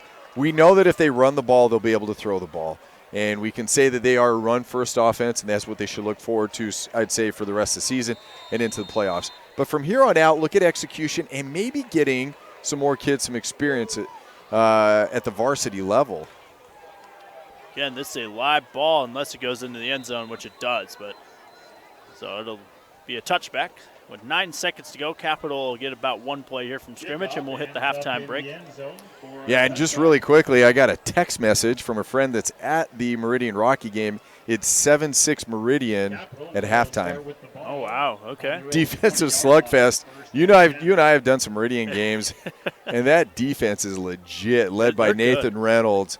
I mean, a couple D1 athletes on that defense for Meridian. They do. Beard's going to go be playing at University of Idaho. Reynolds hasn't decided yet. Offers from Army, Navy, Idaho State, Idaho.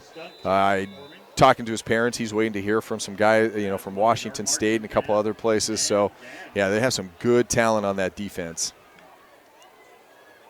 Capital keep it on the ground here with 9 seconds to go before the half, and that will take us to the intermission. A second quarter and a first half dominated by Middleton. Here on senior night for the Vikings, they're cruising. Up 35-0 over Capital. Back on the halftime show here on IdahoSports.com. It's Treasure Valley Game Night presented by Mountain West Bank.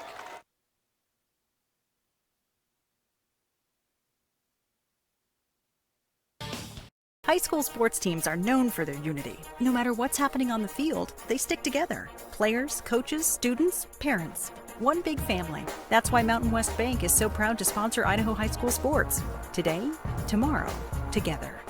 Some days, I choose the most difficult trail. I test my limits. Taking the hard path isn't always easy. but I know it's the right way. When I get done with my ride and I look back at what I've just accomplished, I feel amazing. It takes courage and determination to do hard things. But you can do them. Quitting tobacco and vaping is possible. You decide when. We'll show you how. Learn more at projectfilter.org or call 1-800-QUIT-NOW. We're Valley-wide cooperative. For 100 years, we've been your first choice for residential and commercial propane, fuels, oils, and lubricants. We service HVAC, install water heaters, propane tanks, and accessories. And yes, we'll even deliver right where you need it. Because for us, serving is more than a job, it's a way of life. We are proud to employ your neighbors and to be a cornerstone of your community. We're Valley-wide. Yesterday, today, and tomorrow. We're here for you. My name's Tyler. I'm a pharmacist and I live in Caldwell. A reason why I got vaccinated is because I wasn't just thinking about me and my health, is others around me. I'm a father, husband. I want to be there for my family. And then the other main choice is because of my parents are still alive, gratefully. They're both in their late 70s, both have major health conditions, and I wanted to protect them, so I chose to get the vaccine right away. Vaping sucks you in quick, and the more you vape, the harder it is to quit. Not to mention all the chemicals and health problems. That's why thousands of teens are joining My Life, My Quit. Visit mylifemyquit.com or text Start My Quit to 36072. Toyota, let's go places. We're Valley-wide country store. For 100 years, we've been your #1 choice for food, fuel, farm supplies, and just about everything else you could need to get you through your day. We know you work until the job is done, and so do we. For gas on the go, or a little extra to help you get down the road, you can count on us. We are proud to employ your neighbors and to be a cornerstone of your community. We're Valley-wide. Yesterday, today, and tomorrow. We're here for you. No matter what life holds, we'll be there for you. Mountain West Bank. Today, tomorrow, together.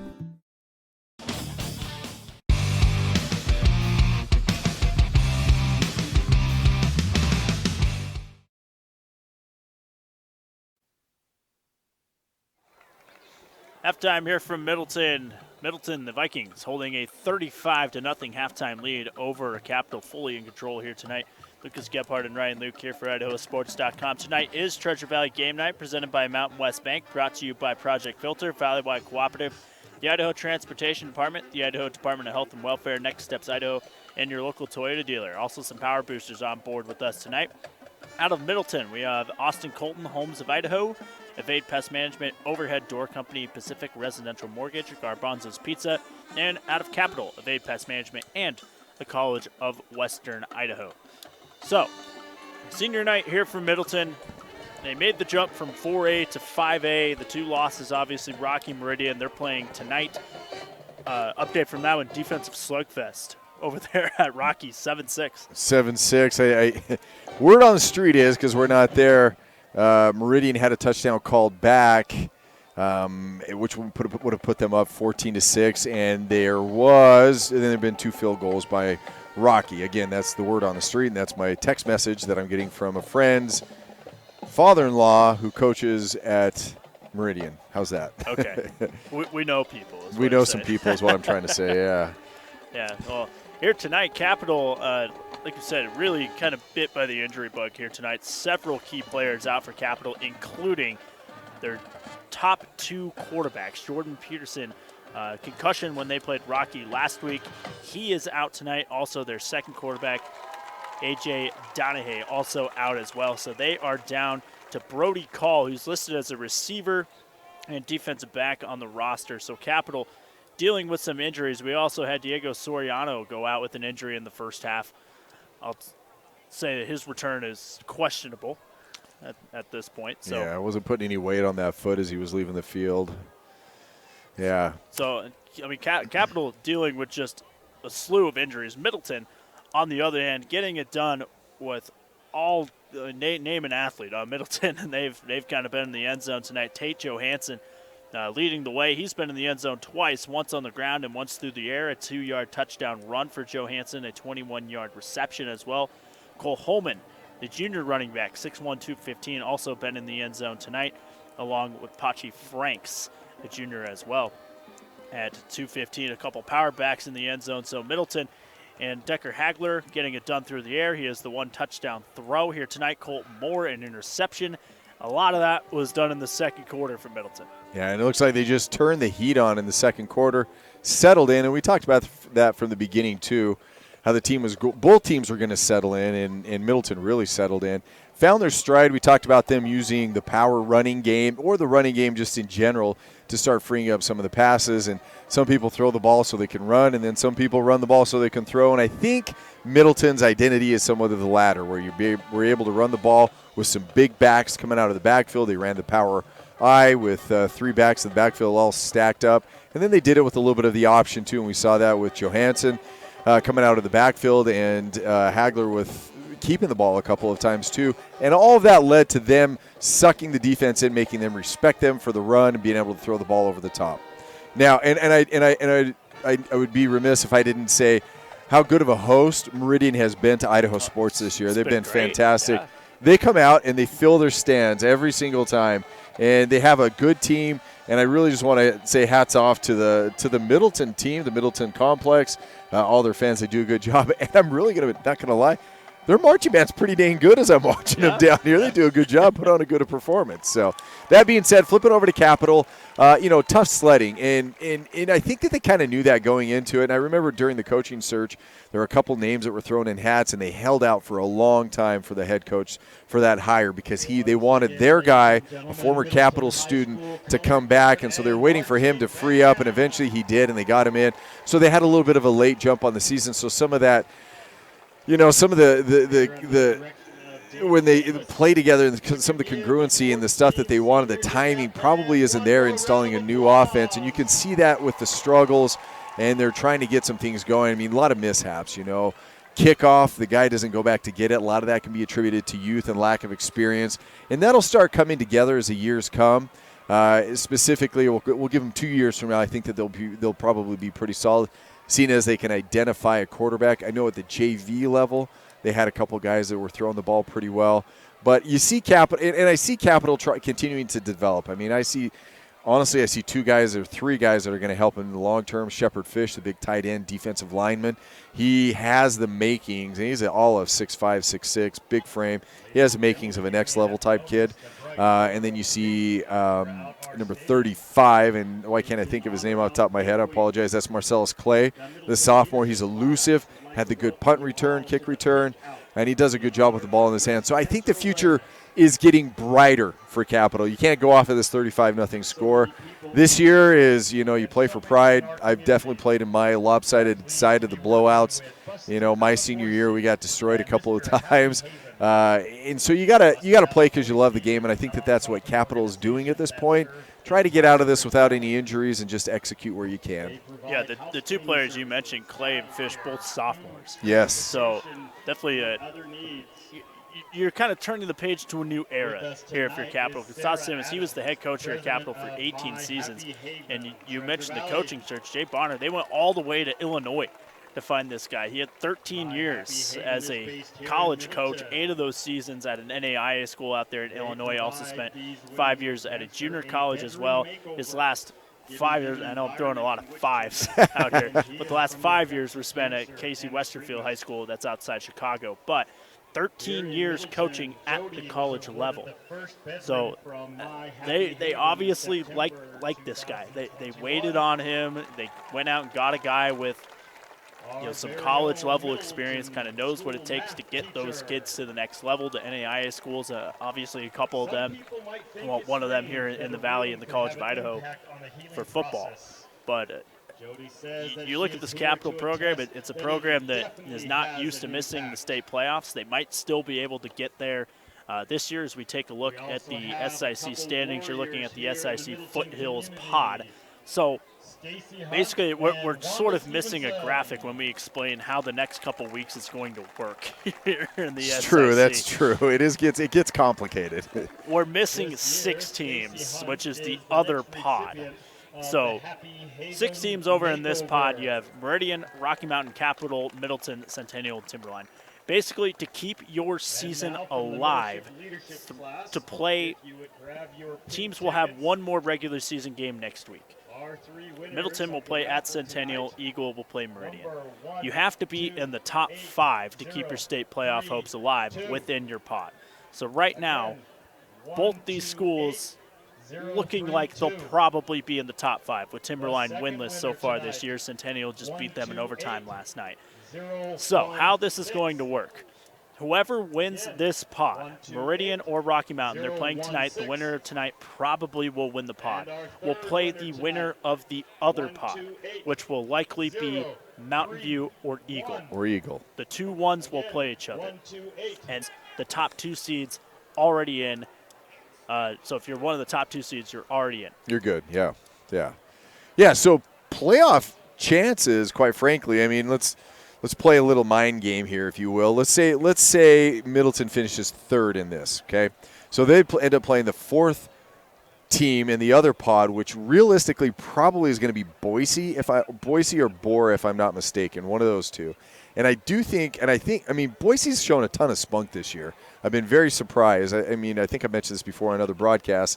The quarterback for Boise lives 3 houses down from me, and it's all led up to this point. They went independent for a while. They weren't going to play in any state playoffs. They just needed to win some games, and they got some participation, got the numbers out, and ultimately they are where they are today, where they're actually competing to go play in the state playoffs.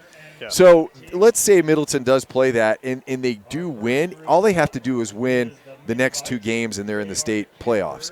And I think that's doable considering the teams that they're going to play. They got the tough ones out of the way. Meridian and Rocky, those are going to be your tough ones to get out of there. Now, if you're Capital, the flip side is you're going to end up playing Mountain View or Eagle. Right. Which, they played. Let's see, what do we have score-wise? Is Eagle hasn't played either of Capital hasn't played either of those 2 teams. Capital has played Rocky. They played them last week. That's right. 63-0. They play Meridian next week. That's right. So Capital would have to play a really tough game. So Capital is on the outside looking in and getting into the state playoffs, which at this point, and we're being completely honest, I don't know if they look like a playoff team. I wouldn't say they are a playoff team at this point, but, if they happen to somehow pull off a miracle, then they pull off a miracle. And good for them, and they get in there. But I think Middleton has a better route, and they do have a better road to get into the playoffs. And then that first-round seeding of the state playoffs is what you're looking at. And that's going to be a tough one because then you're either going to be playing a Rigby, you're going to be playing probably, a Coeur d'Alene. I don't think you're going to end up playing any of these 2 pods from the SIC. I think it's across. I think their seeding would put them over versus the Eastern Idaho or the North Idaho teams. One of the 1-2s. It could be like a Lewiston. It could be, yeah. Could be a school which just cracked the top 5 in the state media poll. Lewiston's 5-1 this year. Yeah, up north. Yeah, and they do without any recognition down here. Let's be honest. It's not like we follow them all the time because we have these. The Boise is just in a bubble with high school sports. It really is. Well, you and I did the Highland Meridian game, and that was a hard-fought game. I mean, I never felt like Meridian was, not in control, but you took a very tough team in Highland that's come in, and their record is not reflective of the type of team that they are. They're definitely a state playoff team. Yeah, for sure. I think it's going to be exciting when we get to the state playoff time. Last year in the state playoffs, we'll touch on this just real quick as both teams are about ready to take the field. Last year in the 5A state playoffs, for those that don't know, listening in Middleton, paying attention to the 4A playoffs for obvious reasons because Middleton was a 4A team. The 5A playoff bracket last year basically got turned upside down. Upside down. Middleton, I think, is a team to watch in the state playoffs. So they have the loss to Meridian, which was a blowout, 56-0. But you go back to week 1, they hung with Rocky. They did, 21-7, and they only gave up 14 points. And I've said it 3 times tonight because I'm trying to find some things to say, but they look the part. They're big across the front. They have some bangers in terms of backs. They have purpose-backed receiver in Johansson. They have a college, a next-level guy at quarterback who's athletic that kind of looked the part. Yeah, I like the way this Middleton team looks for sure tonight. They have a 35-0 lead here on Treasure Valley Game Night presented by Mountain West Bank. We'll step aside and bring you the second half right after this.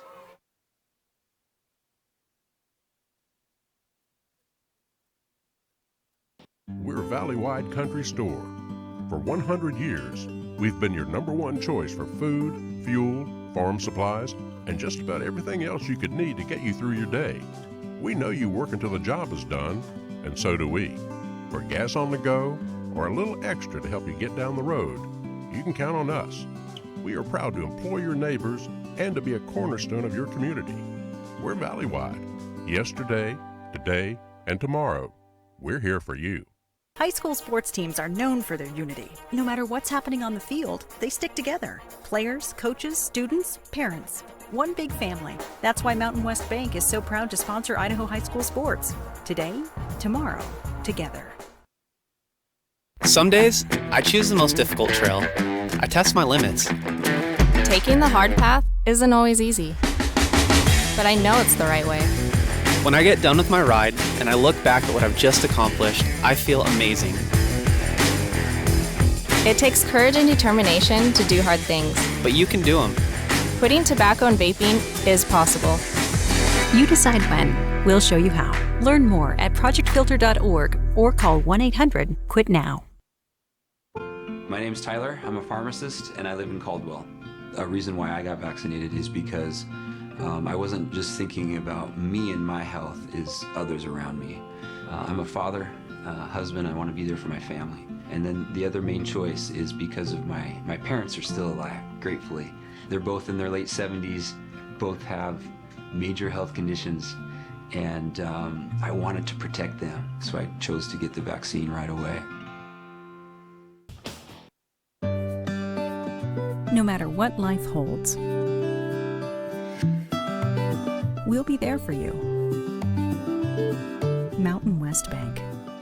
Today, tomorrow, together. Just about ready to start the second half here at Middleton. Middleton going to kick things away to begin the third quarter here. A second quarter really was dominated by the Vikings. They put up 28 points in that second quarter. As you are watching Treasure Valley Game Night presented by Mountain West Bank. Brought to you by Project Filter, Valley-wide Cooperative, the Idaho Transportation Department, the Idaho Department of Health and Welfare, Next Steps Idaho, and your local Toyota dealer. Low line drive kick. Spudiyambe going to bring this one back. Looking for a seam up the middle, brought down at the 25. So let's see what the Capital offense can bring to the table here in the second half.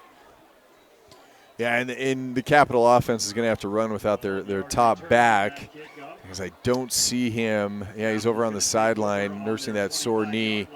And their top two quarterbacks. And their top two quarterbacks, yeah. We talked a lot about this. A lot of it's just going to be that execution.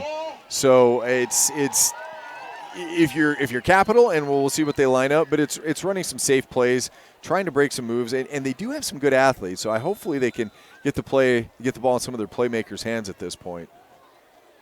1st and 10 from the 25 for Capital. So handoff up the middle. It's going to go for about 4 for the Eagles on first down. Yeah, and a little bit different look in terms of the running game and just giving the ball and a quick hitter up there and just kind of pushing the pile forward. The interior offensive line for Capital should be some of their strength, and I think they have a little bit of a size advantage. And we know the Middleton defensive line is pretty quick, moving laterally, and they're able to get up the field. But I think they might be able to put something together as long as they can beat that 3-man front and that middle linebacker that's creeping up against the up to the line. Zach Beckman on the carry there for Capital. This one's slung out far side. It's going to be caught by Bonner for another short gain. So a couple maybe drive starter plays there for Capital, and it brings up a 3rd and short. 3rd and short. It's exactly what you want. You script those plays. A lot of times coaches, and specifically coach that has, college coaching experience, is going to say, hey, this is what's worked. These are the best plays that we're going to have, and you got to come out, especially when you're down 35-0. two scripted plays right there, knowing where the ball's going to go. I like what they're doing, confidence booster, trying to put something together. 3rd down and 2. So we played just over a minute here in the 3rd quarter. Power I set here for Capital. As they go to the ground on 3rd down, they're not going to get there. They might even lose a yard or 2. And it will bring up a 4th down for Capital.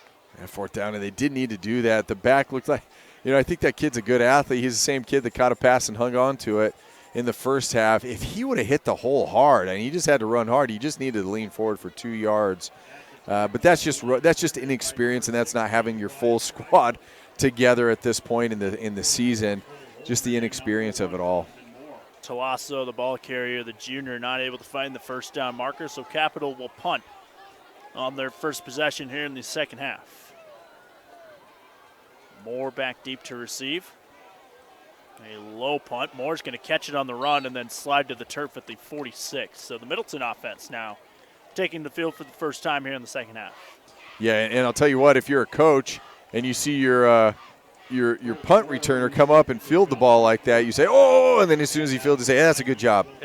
Right. Because that ball would have rolled, and so you saved yourself probably a good 10, 15 yards in terms of field position. But a lot of the times, if I'm being honest, I'm a coach, I don't touch that. The risk of fumbling something like that is too much. But hand it to them. They did a good job, the punt returner. That was Colton Moore, who plays receiver, cornerback. He does have good hands. He was able to field the ball. Middleton student section, do not throw anything. Thank you. Ooh, the Middleton student section's in trouble. Yeah, I actually watched them. They pelted a couple of the players on the field with some stuff. Not cool. Run up the middle. This is going to go for big yardage. 1st down and a lot more to the 15. As that was Franks on the big run. Yeah, Franks rumbled down there. He's so tough to bring down between the tackles.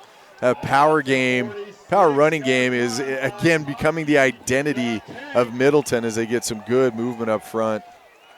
Injuries going from bad to worse now for Capital. Another man down back at the original line of scrimmage, back at the 45.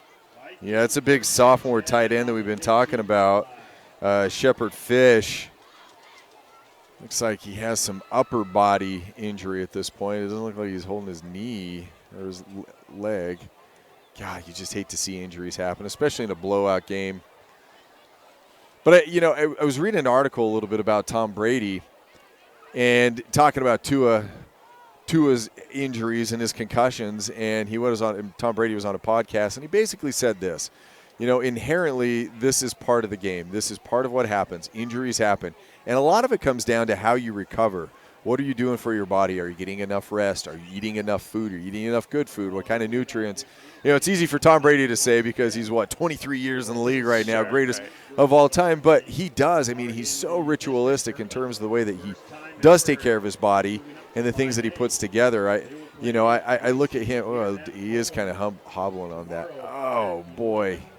That's some pain. It looks like a back thing right there, and that was not – I take that back. That was not Shepard Fish. That was one of the offensive linemen. They could barely – you can't lose those guys. I believe it's Joe McClain. I think. Yeah, I think you're right. Joe McClain, the big senior offensive defensive lineman. Boy, he's in pain too, isn't he? Yeah, just walking back very gingerly back to the sideline. Gosh, this game's it's physical, and Middleton wanting to become that physical team, really imposing their will on Capital at this point, their defensive line. So McClain back to the sideline now, and we're ready for action once more. After the big run by Franks, it's 1st and 10 from the 15 for Middleton. They go back to the grounds. Franks once more up the middle, picking up a couple. And if it's not broken, don't fix it. Stick with what's working. Especially when you have the option of those two big backs, and then you can throw Johansson in there, somewhat of a scat back, a little bit more elusive. And you got Cole Holman right behind Franks as well that you can throw in at that power back. Set a lot of options here for Middleton. 2nd and 7, under 9 minutes to play third quarter. Johansson, the deep back here in the pistol. Speed option, pitch out to Johansson. Johansson looking for the corner, touchdown Middleton. And that was a thing of beauty. Hagler held on to the ball. It was a triple option, so he faked the handoff on the inside. And due to the increased success that they'd had up the field running Franks upfield, the line collapsed, and then he ran it on the outside on the option. He took one step in, made him commit to him, and he flicked it outside, and then Johansson, showing the speed, did one little jab step on the inside and then just beat the man to the corner. It's Johansson's 3rd touchdown of the night. This one from 12 yards, his 2nd rushing touchdown of the night. Extra point is up and good, makes it 42-0 Middleton. Johansson, a 2-yard touchdown run, got the scoring started for Middleton. Also has a 21-yard touchdown reception, and this last one from 12 yards. Tate Johansson, a nice weapon that Middleton has. That's what I said from the beginning. The kid's going to get the ball 20. At this point, it's going to be 20-plus times. FYI, end of 3 over in Meridian, with Meridian still up 7-6, was the same score. You know, they run the ball a lot in Meridian, and so that clock just turns, and so they're able to basically they're a quarter up on us at this point. We have 8:40 to go in the 3rd, and they're done with 3. Between some injuries and incompletions at this point, we're looking at this game's taking a little longer. I think here pretty quick though we'll hit the running clock, and that tends to wind it down pretty quick. So 35-0 with 8:40 or 42-0 rather, with 8:40 to go in the 3rd.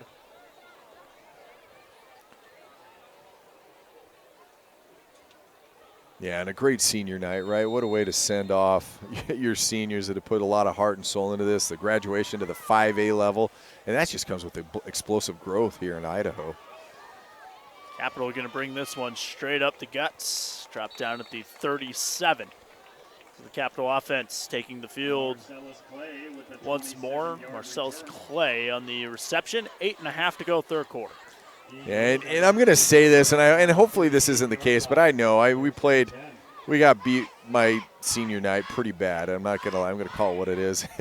And but heading towards the end of the season, we were playing in some snow, and I didn't really want to be out there anymore. I really did. And I hope that that's not the case for Capital. I hope that they have a little bit more, fortitude than I did at that point. But we were getting beat so bad by a really good team that actually went on to lose in the state championship. But it does kind of get tough to want to play, play in and play out when you're getting beat to the ground.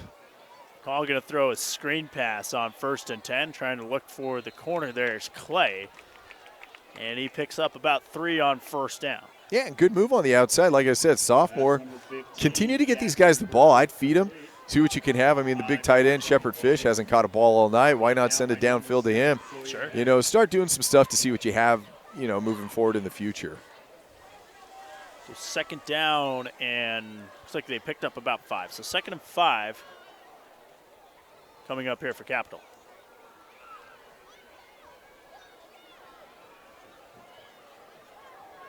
Under the 8-minute mark now, trips right here for Clay on 2nd down. Play action over the middle, sailed it over the head of his receiver, Bonner. Yeah, but that quick release, I'm okay with that. I'm okay with him getting it in and out, throwing a kind of low-risk type passes. That scripted pass is what we'll call it. If this is your read, this is where you're throwing, and if it doesn't work, just sling it. So, you got to kind of look the part at this point. You and I both talked about it, how it would be difficult for Capital to move the ball around the 3rd-string quarterback. I mean, we have some injuries now that are really kind of piling up for him. So, it was going to be tough to score. And I think that more than anything, you're looking for any kind of progress during the season. And hopefully they find some stuff, some wins to take from this game. Call on 3rd down, going to keep it. Slips out of 1 tackle, has a 1st down across midfield to the 48, but a flag flying on the other side of the 50, so we'll check that out. Yeah, it's going to be a targeting. They're going to go because it's unfortunate because the quarterback was getting low and it's not much you could do, but he did lead with his head, and I think that is going to be a targeting. That'll be a 15-yard penalty on top of what they had. And, hey, look now, Capital's moving the ball. Yeah, with this 15-yard penalty, which will probably be on the end of the run. That is the call. Again, got to mention it each time we see it, not an ejection in high school. Yep. Like not it is in the college game. Right. And also, I want to hear a little bit of a, wow, how did you know that kind of thing, man? I learned it from you. No. How did I call that it was a target? Yeah. Because I watched the guy coming in, and I was cringing internally knowing, because, the rules are so tight on these now that it was going to be a little difficult. It's, They throw it down the far side on first down. It's going to be incomplete. But they took their shot there. They did, and good for them. I say do that all night. I say go for it. You have nothing to lose at this point. You've tried everything else. You've been able to barely been able to run the ball. Take your shots, poke it downfield. I do like the idea, though, of having a college coach, because he's going to be able to – those college coaches have done a good job of recognizing talent and putting players in the positions that they need to be. And I hope that he's able to keep doing that, recruiting kids or whatever it needs be to keep building this program. 2nd and 10 now from the 35 for Capital. Call. This is going to be a double pass for the Eagles, looking for Bonner down the field. Touchdown, Capital. How about that? And that's exactly what you have to do. I was going to mention at halftime, pull it all out at this point. You have nothing to lose. Really well executed. Great ball, and he didn't even throw it too hard. He put it right where he needed to. Great execution on that play. So that was call to Beckman to Bonner for 36 yards. 36 yards. And honestly, that's a win, right? If you're Capital, that's a win. Hey, we did it. We did it on a trick play, but we got a score, and it looked good. This is the best play they ran all night, and it got them 6 points, got them on the board. Extra points. Up and good. Good. Yeah, the best play up to that point was the punt, punt execution. So, there's only up at this point, but great job on that. And when he was coming in motion, he started moving backwards in the backfield. If you're a defender, that's what you have to watch. That's your cue, because that's a backwards pass. So he came across the field, took one step in, and then he started his motion backwards at that point. And it's tough to do if you're a defender, specifically a defensive back. You're running with your guy, but then you start seeing the ball go to the outside. And who has to cover that? Well, that's you, right? Theoretically, you have to come up, and you have contain on the outside. So that's where the communication in the defensive backfield, if it's a safety coming over the top saying, hey, you've got deep coverage, depending on what's been called at that point. So good job by the coaching staff of Capital to take advantage of responsibility at that point is what they did. So the 36-yard touchdown from Charles Bonner, the reception on that, gets Capital on the board for the first time tonight. The first time in about 6.5 quarters that Capital has found the scoreboard, as they were shut out last week as well. Yeah. Yeah, and again, slow wins, small things, stuff you can build on, and that's reality at this point for Capital.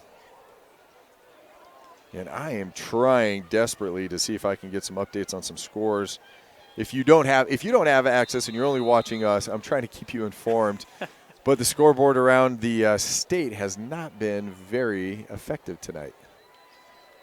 As this one back into the end zone for a touchback. Colton Moore letting that one sail over his head. So the Middleton offense taking the field once again, up 35. 42-7 our score. Johansson, 3 touchdowns so far tonight. 2 on the ground, 1 through the air. Also have a touchdown from Franks and a touchdown from Holman for Middleton. Yeah, and I'm looking at my early front runner for the IdahoSports.com player of the game, presented by the Idaho Transportation Department. 4 receivers in the set for Middleton as we get going here on 1st and 10. New quarterback. Yeah, Ben Critchfield, the new quarterback for Middleton. First play for Critchfield is going to result in a Middleton first down. And Going back to the well is Middleton, handing the ball to Franks. Nothing special, zone blocking up front. Just getting into the second level of those defenders is tough to bring down. We do have an update here. We have Mountain View 19, Eagle 28, and that's in the third quarter, according to the information I have. So we're going to go with that, 19-28 in the third quarter for Eagle. That's a huge game, by the way. Yeah, I mean, that's the other pod. Those are the top two teams in the other pod. Mountain View was without their starting quarterback last week against CUNA. Still came up with the win. I don't know if he played tonight or not. Yeah, and again, we just don't have access to that information. You and I had thought we may be doing that game. Critchfield to throw on first down, home run, ball far side, incomplete. Just led his receiver a little bit too far as he was looking for Heck. Yeah, it was a good ball as he released it. It was pretty coming out of his hand. I'd say try everything at this point with a 42-7 game in the third quarter and still 6:38 left in the third quarter. I think there's a lot of opportunity to do some things here. For both sides, keep experimenting. So it brings up a second down here from Middleton. We've got Critchfield in at the quarterback for the Vikings. 4 receivers in the set here for Critchfield on 2nd and 10. They go back to the ground. Franks lost the football down at the 30. We'll see who came up with this. Capital saying it's theirs. And it is. So Capital coming up with the turnover. 6.5 to go, third quarter. He had the touchdown last drive. Now the Eagles with good field position here at the 30. Yeah, good job on them staying with it. Frank's typically a very secure ball handler. Sometimes it squirts a little at you. You know, good coaches will teach their defense to always punch at that ball, specifically if you have a guy who churns his leg and doesn't go down quite a bit. You have opportunities to come through and punch at the ball. That one just looked like he got a little loose with the ball, wasn't able to hold on to it correctly. But as you're moving forward, if you're Capital, maybe start creating a couple more turnovers. 1st and 10 from the 30. Call going to throw. Home run ball, far side, pass incomplete as he was looking for Bonner. Boy, that was a good-looking ball, too. If I'm being honest. He threw it where only his guy could get it. Unfortunately, it was an incomplete pass, but he did a good job putting it there. Moore in coverage. Colton Moore in coverage for Middleton. Moore already has an interception tonight, the senior. Coming up with that pick on senior night here at Middleton. Middleton next week traveling to Centennial to close out the regular season. If things hold here tonight and they come up with the win next week, they will be the 3 seed out of the Foothills pod. We'll play the 4 seed as a penalty marker flies here on 2nd down. Capital on the ground with Beckman. They'll play the 4 seed out of the Rivers pod, which take your pick. Take Aura, your pick. maybe? Yeah. I don't know. A lot to sort out. A lot to sort out. I mean, if we're being honest, we have the top 4 teams from the Valley that are going to make the noise, and they're playing tonight. All 4 of those teams are playing tonight, and the rest of these are getting in and then hoping to play spoilers. So, yeah, Bora possibly depends. Gosh, you know what? Let's get technical. We have time. 6:17 in the third quarter. Let's look this up. We'll go to my Max Preps, and we'll see what the standings are. Penalty goes against Capital. It was a holding and more whistles and a timeout taken by Capital. Timeout taken on the field by Capital. So again, if you weren't with us at halftime, the next few weeks we have a lot to sort out here at the 5A ranks to determine who plays who in the state playoffs. 4A, it's easy. Look at Max Preps. They rank it. Done. Done. Yeah, and if I'm being honest, I think that we probably need to go to that because I don't know if an SIC championship, it really doesn't benefit anybody. And let me give you a couple reasons why. Number one, you're playing 2 of your top 2 teams in the state. Right. Realistically, number 1 and number 2. So let's say Meridian barely beats Rocky tonight. I don't drop Rocky below number 2. I think they stay at number 2. Yeah, whoever wins tonight between those 2 schools will be number 1. And number 2. And number 2 will be the loser. And be the loser. And right now you're splitting hairs. 2nd and long. call going long. Far side pass is caught by Bonner at the 15. Absolutely. Do that all night. Where's that been? Just throw those scripted, put it where it is. I mean, they have speed on the outside and playmakers. I like this. You have nothing to lose. Keep throwing the ball downfield. So, anyway, if you're playing an SIC championship, then again, you're going to be playing two of these best two teams. SIC champion really doesn't mean anything anymore for these teams. It's state champion or bust. Yeah. So you're risking injury. You're revealing a lot. You're getting an extra game in there that you probably don't need to do. I would say schedule another regular season game and then just go into as you win your pod. Who cares about the SIC? Ooh, that's a good run. That's Beckman possibly. There. Beckman on the carry for Capital down to the 11. So Capital knocking on the door here once again. Say that one 3 times fast. What was that name? Chinabaleri. Here we go. All right, so if we, let's see the conference standings as we're taking a look at this. I'm trying to get there. You really have to drill down in Max, perhaps. They make you click on a lot of stuff. They 5 really minutes to do. go. Yeah. Whistles before the snap here, and a false start on Capital. So pop up let's look at the graphic for this pod that we're looking at right now. So this is the current Foothills pod for the 5A SIC. Okay. So there's a whole nother pod of 6 other teams. Yeah. Which we don't have, but this is the pod that both of these two teams So, and I think that we don't have the right – I don't think they have the right ones in this because if you're looking at it, they have Eagle in the same pod, and we know that it's Eagle and Mountain View, right, in the one pod, and then Right. Rocky and Meridian in the other pod, if I'm not mistaken. So Yeah.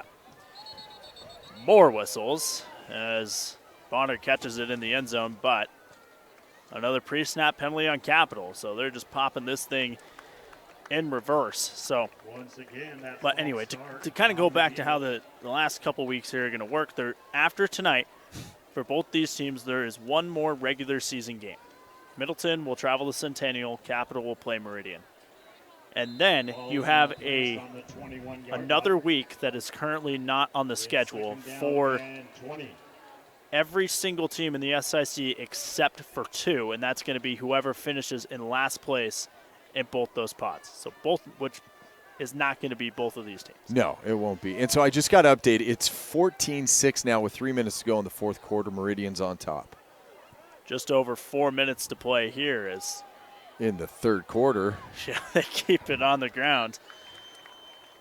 As Capital Beckman once again as he gets out close to the 10, brings up a 3rd down and 8 here for Capital. Yeah, and I like Capital. I like what they're doing. And granted, I don't think Middleton's probably, but they still have starters in there. I mean, maybe their foot's off the pedal a little bit, but you're getting something there together. And granted, it's come a little too late. But getting some of that momentum, you're getting some traction, and honestly, for next year, some traction for next year. And you're going to play one more game, I get it, but then how do you build off of some of this momentum as you continue to rebuild the program? And, it's stuff like that, like a great play action on the inside, scripted, slant pattern. You have single coverage on the outside, cuts inside, just make sure it gets there. Yeah, Charles Bonner on the catch there. That's going to be a 1st down for Capital. A big 3rd down pickup there for the Eagles, and it's 1st and goal from the 2. So Capital knocking on the door here once again as we approach the 3-minute mark here in the third quarter. Yeah, and Bonner, unfortunately, it's his senior year because he's kind of a star in the making. He's a big kid. I think he's up around 6'1", and pretty athletic. And as you can see, making good catches, runs really well. But unfortunately, playing on a team his senior year that probably is not going to do too much else. Power I formation for Capital under 3 minutes to play. And the reverse. Bay looking for the end zone. And one referee signals touchdown. But they did throw the beanbag. I think they fumbled that into the end zone. Did they? They did. Yeah. Coming up with that is Trevor Rep. So however you could get it done, you get it done, but that's 6 more points for Capital. That's get her done, as they say. Old Larry the Cable Guy did that. I actually thought he had got into the end zone originally because he landed on a man and rolled over the top. And, technically you're not down at that point. You have to have a knee or an elbow down. We'll call it a touchdown for Victor Budiambe. It's the extra point is up and good, but the official on the near side had thrown his beanbag, which means that he thinks the ball was out. The official on the other side had signaled touchdown. At any rate, it doesn't really matter because Capital scored a touchdown either way. Yeah, either way, it's all said and done, 42-14. The one problem this does do, and this is a good problem, and we're glad that this happened, but I don't think we're going to get to a running clock. Yeah. I mean, with the 2 touchdowns, yeah, you might be right. Right now we have 2.5 to play in the third quarter, 42-14 the score. So, again, circling back to the point that I've been trying to make for the last half hour, it feels like. Next week, you have 1 week left in the regular season. The week after that, both of these teams they're going to play one more game. You finish second in your pod, you'll play the 5 seed from the other pod. If you finish third in the pod, you'll play the 4 seed from the other pod, and vice versa. So that's a total of 4 games. Plus, you have the 2 ones from each pod playing each other for the SSC championship. So 5 total games in the SIC in the final week of the season. Okay. It has taken me the latter part of the last 10 minutes to find this. Oh! An onside and kick, and Capital's going to get it back. Don't look now, but the Eagles are going to get the ball back. They already have 2 quick touchdowns on the board. They're going to get the ball back here on a surprise onside kick. There's 2.5 minutes to play in the third quarter. Boy, if you're the Middleton coach, you got to be saying, guys, come on, we're better than this. You don't want to go into the next – you don't want to go into the next game with some momentum like this, especially when you were up so big and now it looks – I mean, they're still going to win the game. But that being said, you got to put it together. All right, here we go. Let's hear it. The 5A Southern Idaho Conference River pod, okay? Eagle looks like they're going to win. Looks like it, but we don't know. I mean, there's nothing official at this point. So we have Eagle and Mountain View. Number 3, and I didn't even think about this. I mean, we knew this, but that was Nampa. Nampa's 4-1 in their pod in the conference. And then there's Bora, which is 1-3, Kuna, which is 1-3, Owyhee, which is 1-4, and I didn't know this, but Boise is 0-4. Ooh. Call gets popped out of bounds just across the 40. Did pick up about 5 yards on that first down. Well, now they say he's out a couple yards earlier, so 3-yard pickup for Call and first down. Yeah, Call actually laid the hit on that one. You put his head down, he popped it, moved forward. So that being said, let's just say things ended where they are. So you would have the Middleton. Boy, what are we doing here? So Middleton's number 4, so they'd be playing the number 3. They'd be playing Nampa. Okay. And they've already beat them. That's a good point, yeah. That game back. And that puts them in the state playoffs. Yeah. So the winner, if you win your game 2 weeks from now, you're in the state playoffs. Bonner had this one go in and out of his hands on second down. It's incomplete. He would have at least had a first down there for Capital. Yeah, Bonner's impressing me. I mean, other than that drop, he's shown a lot of good athleticism. What's good about Bonner is what I'm noticing tonight is he's starting to run crisper routes. He's cutting in front of the defender on those slant routes. If you're the defender, you got to know that's going to happen. Unfortunately, there is the slant and go, and Bonner has good speed. I don't know if he's going to get that much time to be able to run the slant and go, but as is, you got to throw it up and let him run under it. But he is running good routes at this point. We saw him on the touchdown. He kept going. He ran underneath it. So, feed that horse if you have to.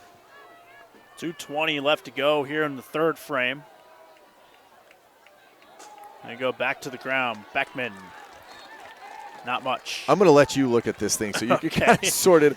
We have been talking all night about what some of the most confusing football standings in the world. There's a lot to sort out. Basically, here's what you need to know. 12 schools in the 5A SIC. At least 6 will go to the state playoffs. So you have a dang good shot. Yes. 50-50. At least 6, but as many as 8 could go. If the 2 at large. which is a statewide at-large bid. So if everything holds true, we're looking at the IdahoSports.com standings right now. It's the 4th down here for Capital. They're going to go for it. I don't like it. Go for it, Coach. You got nothing to lose. Yeah, may as well. 4th down and 7. Call will throw. And throws it to no one. Miscommunication there for the receiver. Turnover on downs. Goes back to Middleton. Yeah, it goes back to Middleton. But you got to grab your quarterback at that point and say, hey, you're playing your guts out, buddy. We appreciate what you're doing. Pat him on the head and say, we got you next time.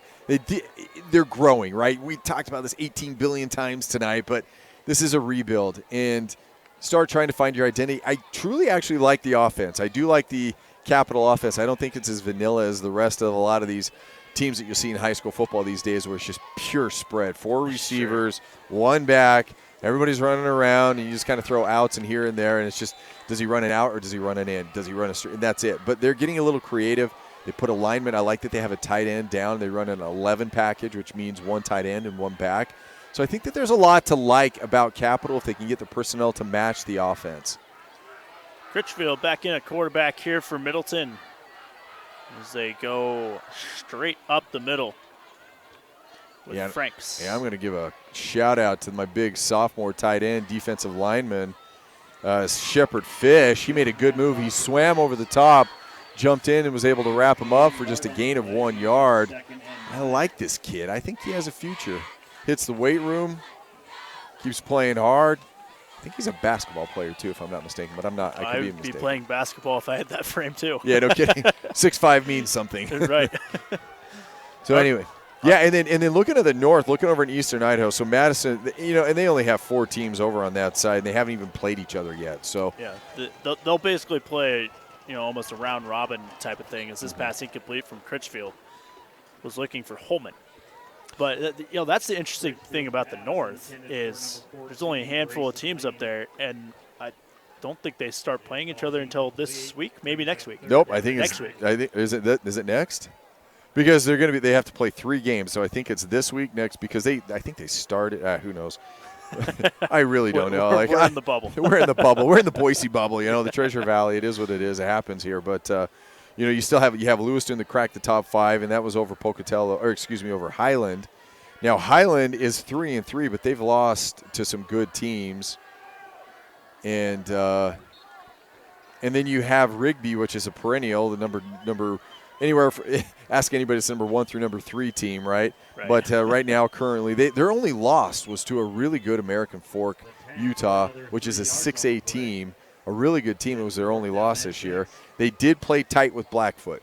Blackfoot, a 4A. A very good 4A. Very good 4A team. And then you have Madison at 5-2, which has kind of been a quiet 5-2. Nobody talks about Madison. Madison has played a bunch of 4A teams, but they did beat Thunder Ridge. Thunder Ridge still trying to find their identity here and there. They do some stuff, but so that's the eastern side of Idaho, where you're probably going to get, I'd imagine, 2 of those teams in.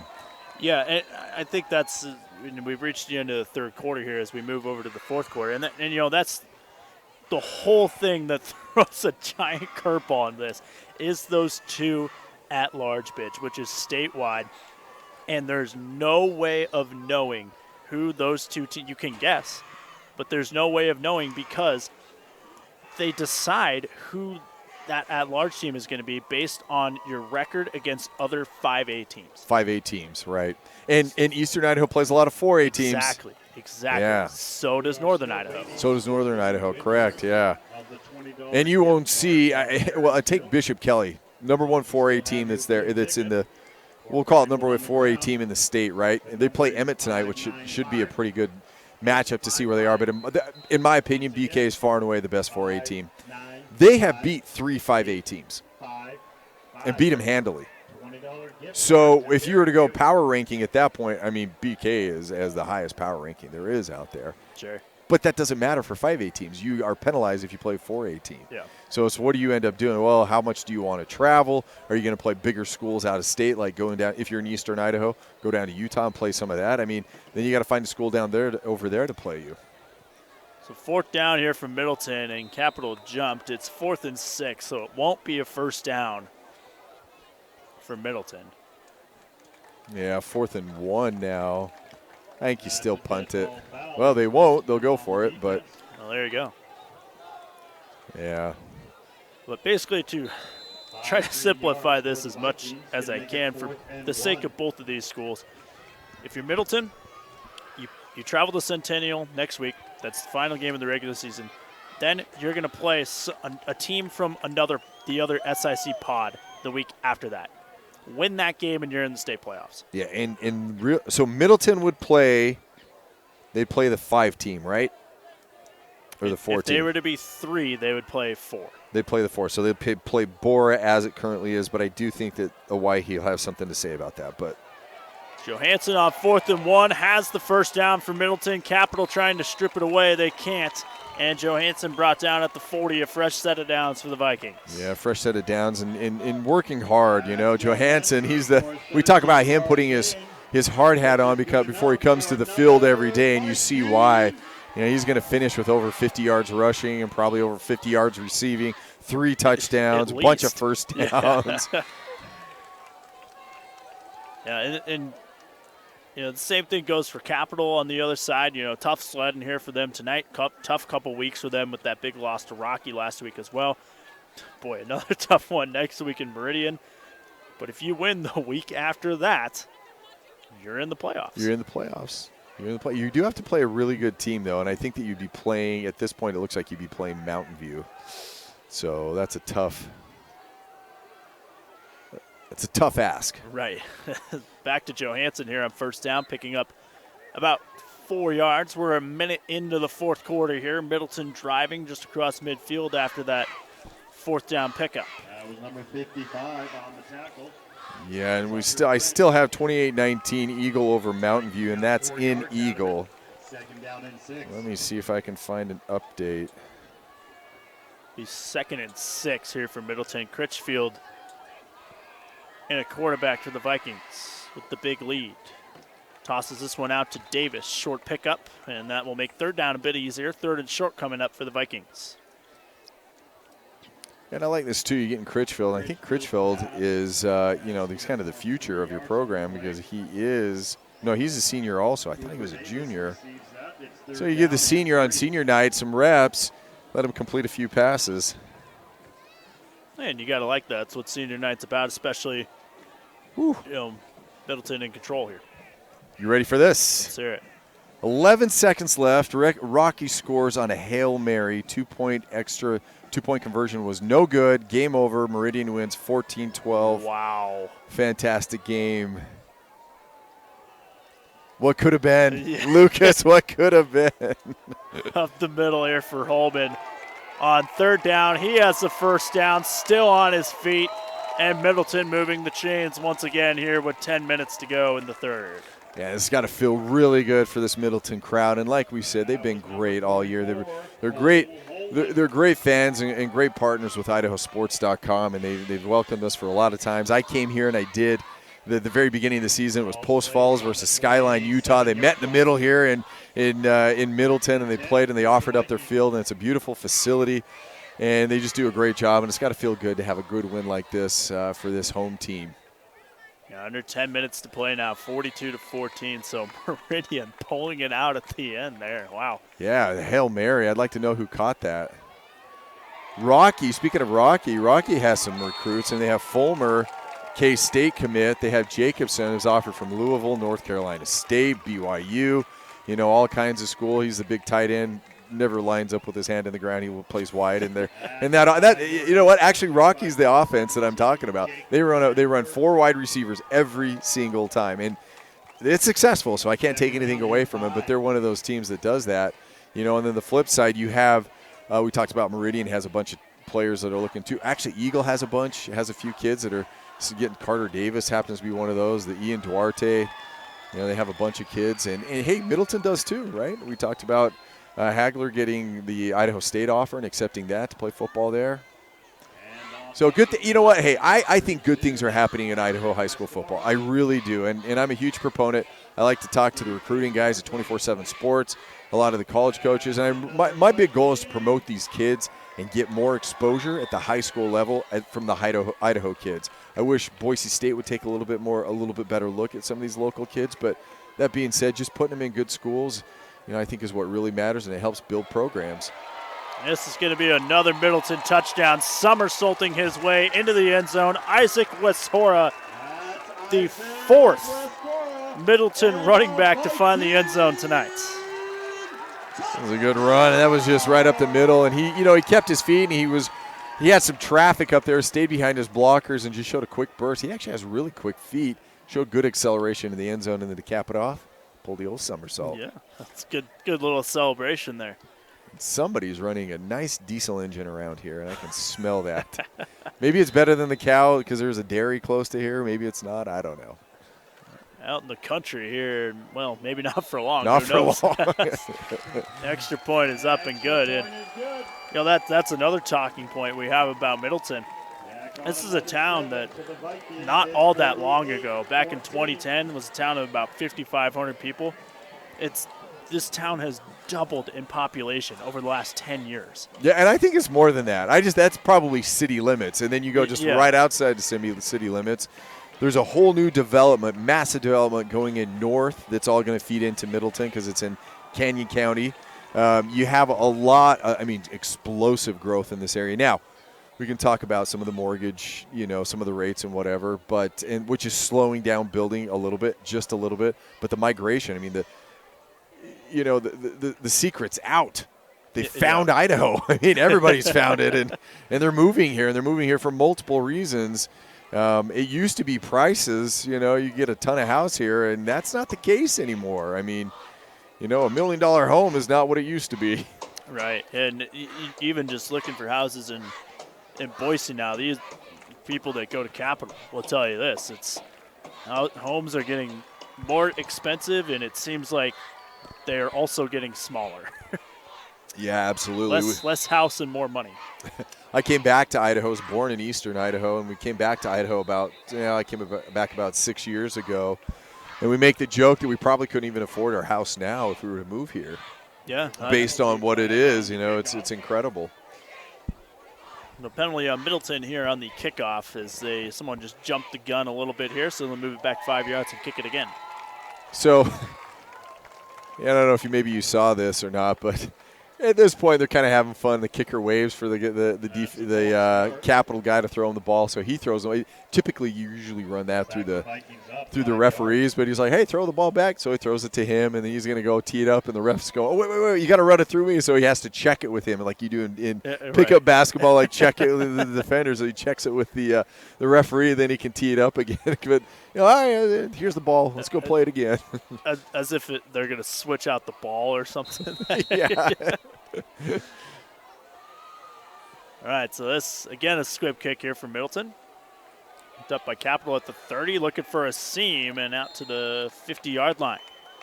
Yeah, and Capital, it looked like he was an outfielder scooping it up or an infielder. I don't know. He picked that thing up out of the ground and moving forward. That was a hot ball. So 8:27 left to play in this one. Capital, a couple touchdowns here in the second half.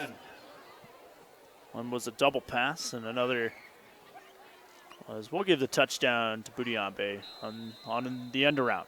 Let's do it. You deserve it, son. Congratulations, you got a touchdown. Which they've been kind of few and far between this year for Capital.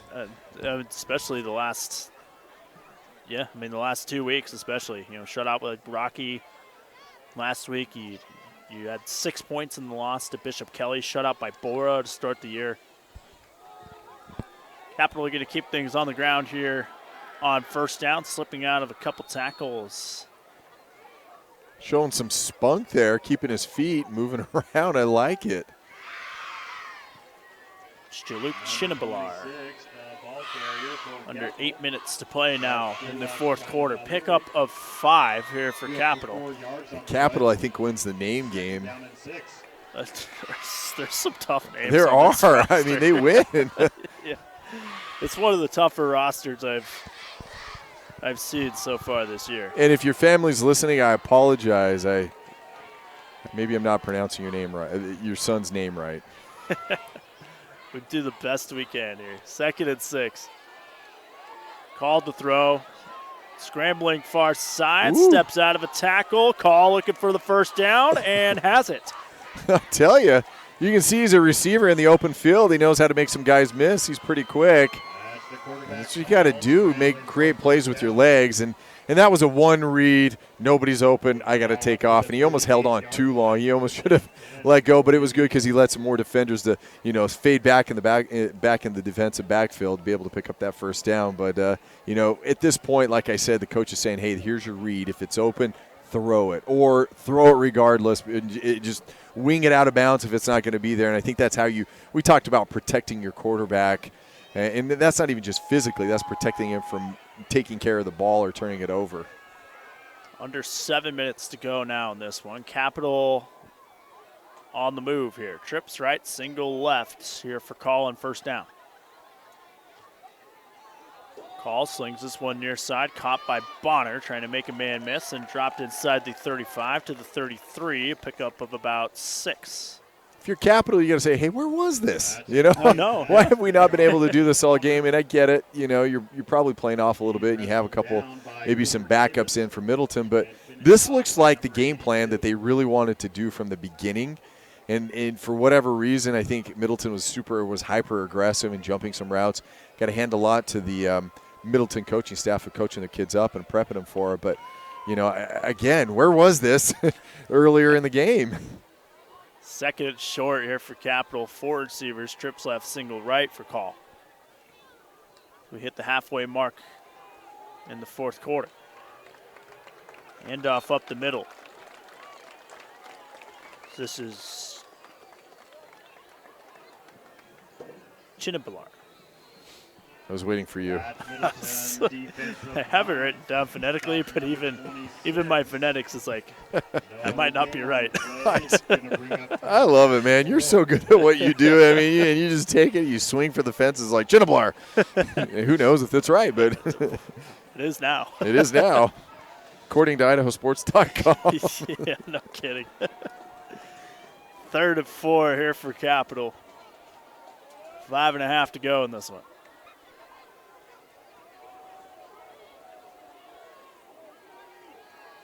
Play action, Call, far side, pass caught, first down Capital, still on his feet, inside the 20. Coming down with that one was Clay. He's down to the 15. I really like Clay. I think he's going to develop into a player. I mean, he's the type of kid that really needs to hit the weight room and, eat everything in front of him. But that being said, he's slippery. He's quick. He makes great jump stops. He has that low center of gravity, which makes it tough to bring him down. With that initial hit. And he's just a sophomore. Yeah, so the Clay parents, if they're listening here tonight, invest in a Costco card, is what you're saying. Costco Plus card. Yeah. 1st and 10, play action. This is Clay, again, inside the 10. Clay slung to the turf at the 9. Yeah, and just making plays out there. I like it. Moving the ball, doing your thing. To Marcellus Clay. Gain of 6 yards. 4.5 left to play. Capital on the move here late in the 4th quarter. In Capital showing signs of life, and you really got to like this as a coach, and you can come in and say, hey, listen, we won the second half. Well, theoretically, score here. You won the second half. I mean, sure. Or you won the 4th quarter. Whatever you want to say. You got to put lipstick on a pig, and you got to say, look, that pig's good looking.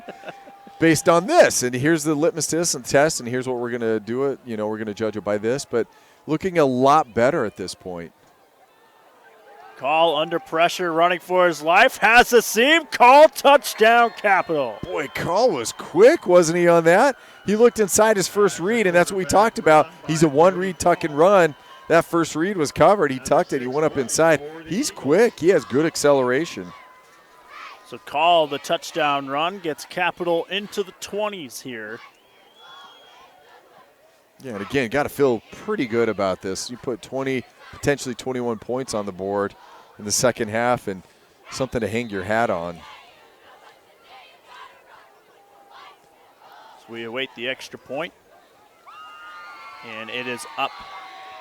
And it is good. And very good. In fact, so good, I don't think that ball is ever going to be recovered. It may sit out there for a while. That ball's gone.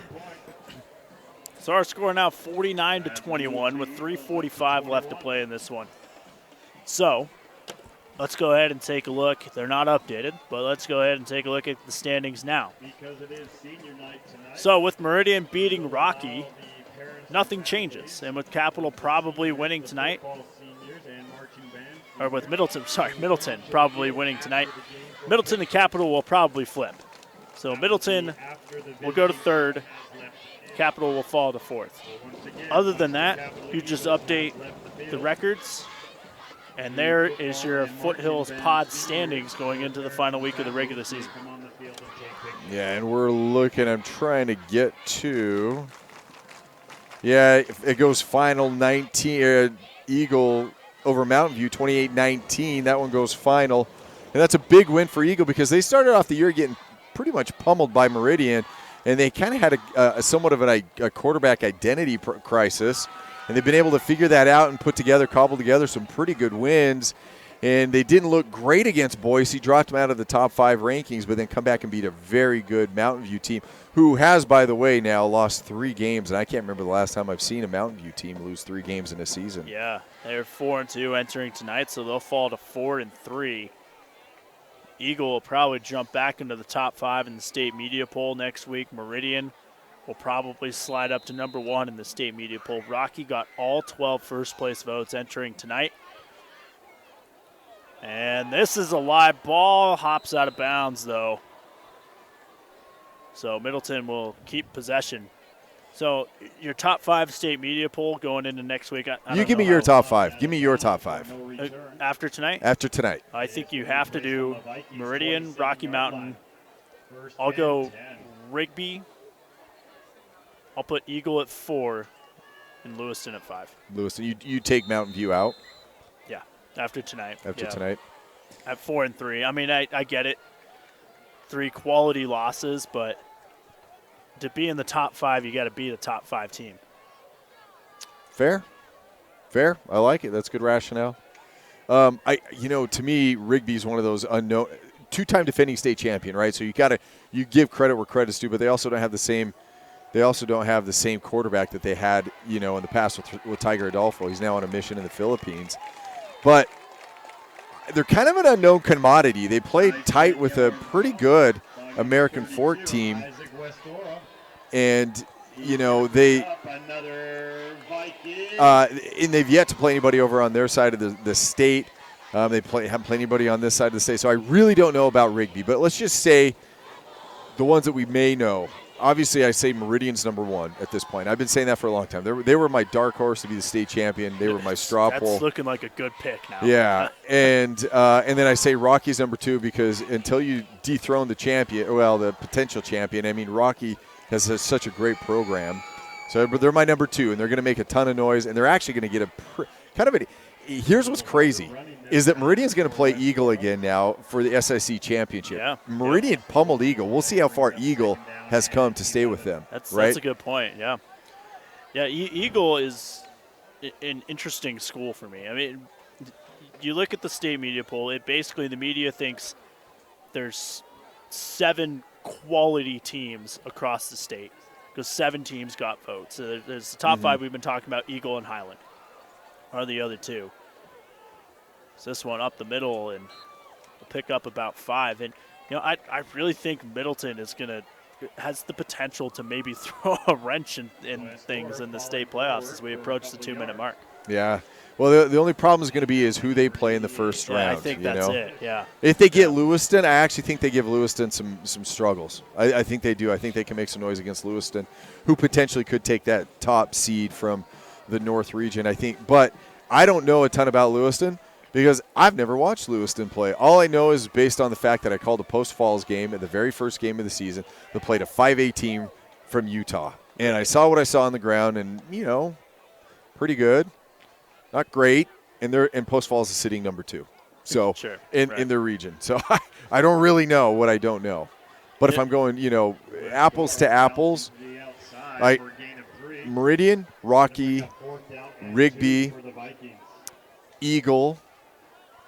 And I still go Mountain View, but I get that you could take Mountain View out of there. But I just think in terms of quality and the teams they are, I mean, they barely lost some really close games. Sure, that's fair. That's fair. But it could be Lewiston. So, and Highland's in there too. Highland gave, Meridian the number 1 team fits. So, there's some quality teams, and we don't know much about Madison. I really don't know much about Madison. We don't really know what they played. This is a 4th down for Middleton. They're not going to get there. So this is going to be a turnover on downs. We have 55 seconds left to play. So Capital going to take over on downs here. And you're right about Madison. They're an unknown because they have played a lot of 4A schools. As another Capital injury. Oh, gosh. You hate to see it. Bounce up, buddy. As part of our Viking pride, trying to see who it is. It's a knee. Let's see here. Yeah, I kind of wanted to pop in. I kind of wanted to see what Madison has done, and I ironically I had just looked at them the other night, but for the life of me, I can't remember. Here, let's take a look. All righty. That injured Eagle now up on his feet. Appears to be Keaton Larson. Senior parents, once again. And he's now assisted to the sideline, not putting too much weight on that right foot, though. Man, the injuries for Capital have just piled up. Yeah, this is going to sound terrible, but can you just forfeit the next game against Meridian? I mean, how much more, do you want to? Well, a little bit of pride, I get that too, because I actually think it's a home game for them. They play Donna Larson, so it is, yeah. So it'll be senior night for Capital. All right, 1st and 10 here for Capital, under a minute to play.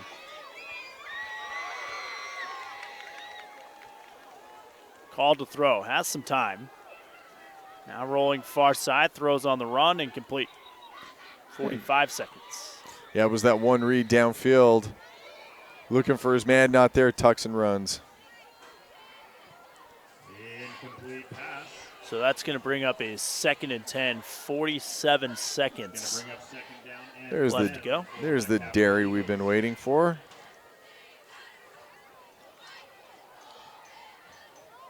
All right.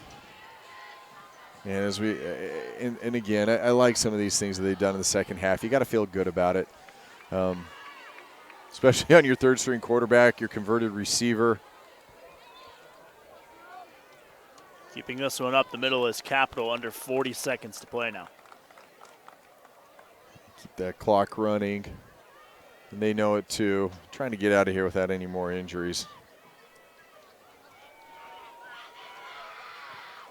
Running play by number 26.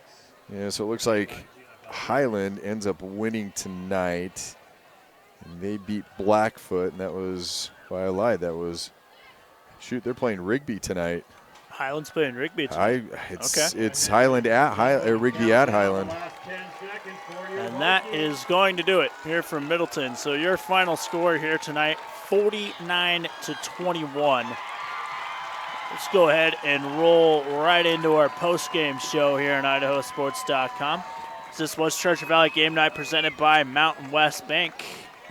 And our major advertising partners, Project Filter, Valley-Wide Cooperative, the Idaho Transportation Department, the Idaho Department of Health and Welfare, Next Steps Idaho, and your local Toyota dealer. So the final score here tonight, Middleton 49, Capital 21 in the post-game show here on Idaho Sports. As we will also award our IdahoSports.com Player of the Game presented by the Idaho Transportation Department. I feel like we've been in our post-game show for 10 minutes now, so that's why I was like, let's just roll into it. So let's go ahead and get into our Player of the Game here tonight, Ryan. I have a good idea of who my vote is for, but I'd be curious to see yours. See my vote? Well, I mean, that was I said Tate Johansson from the beginning. I mean, we talked about him putting his hard hat on. That's the 4th time I said it, so if you're critiquing me, yes, I know that I've said it. But it's the absolute truth, and he does all kinds of things all over the field. He'll take kickoffs, punts. They've actually pulled him from that side of the ball, but offensively, he really is the spark plug that makes this engine go. That is the Middleton offense. If it's it's stuff on the outside, it's running the option, it's catching the middle routes or whatever it may be, and he made that tough grab where he went up high and grabbed it and went to the ground. So my IdahoSports.com player of the game, presented by the Idaho Department of Transportation. Idaho Transportation Department. Transportation Department, and there you go. I get 2 shout-outs on that. This is going to be Tate Johansson. Yeah, Tate Johansson, 3 touchdowns tonight for Middleton. 2 on the ground. Those were from 2 and 12 yards. Also had a 21-yard touchdown reception. The Middleton offense, defense, they looked good tonight. Middleton improving to 5-2 overall. They improved to 2-2 in conference play.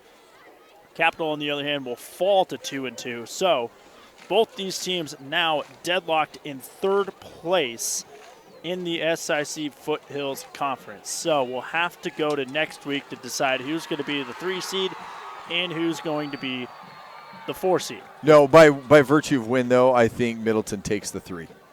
Okay. Oh, yeah, you're right. Because head-to-head matchup, yeah. You're right. Mm-hmm. Okay. Yep. So, all right, well, there you go. So, Capital falls to the 4th. Yeah. Capital falls to the 4th. They'll need a tall task for Capital to get back up to this 3rd spot, as they will need a win at Meridian next week and a Middleton loss at Centennial. So that's what Capital needs to happen. But the week after that, like we said earlier, win 2 weeks from now and you're in the state playoffs. So with that, any other final thoughts? Yeah, final thoughts. Middleton is a burgeoning team. They're a team right on the edge. We looked at it and they looked apart, and I'm excited for them to see what happens. We talked about with population growth. But not only that, the development of the program, jumping into 5A and being able to compete and doing a darn good job at this point. Capital, on the other hand, finished nicely. They put some things together. They got some explosive plays, and that's what you hope for if you're a coach and you're coaching a rebuild, a complete almost rebuild at this point. So Capital has their work cut out for them the next couple of years, but I think they have some key pieces that they can build around. For the most part, these are 2 teams that are competing to get to the next level in the 5A tiers, if you will. And it may be a year or 2 from now, but I think that they do have potential to get there. All right, so this has been Treasure Valley Game Night presented by Mountain West Bank here at IdahoSports.com. Our major advertising partners tonight, Project Filter, Valleywide Cooperative, the Idaho Transportation Department, the Idaho Department of Health and Welfare, Next Steps Idaho, and your local Toyota dealer.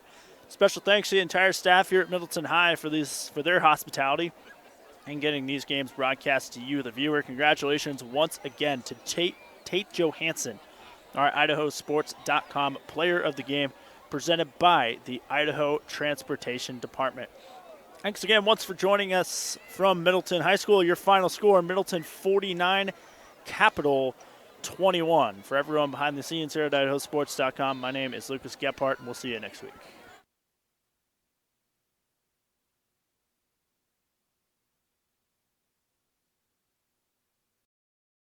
This has been a presentation of IdahoSports.com GameStreams. This broadcast is copyrighted to IdahoSports.com. Any rebroadcast, retransmission, or other use of this broadcast without the expressed written consent of IdahoSports.com is strictly prohibited.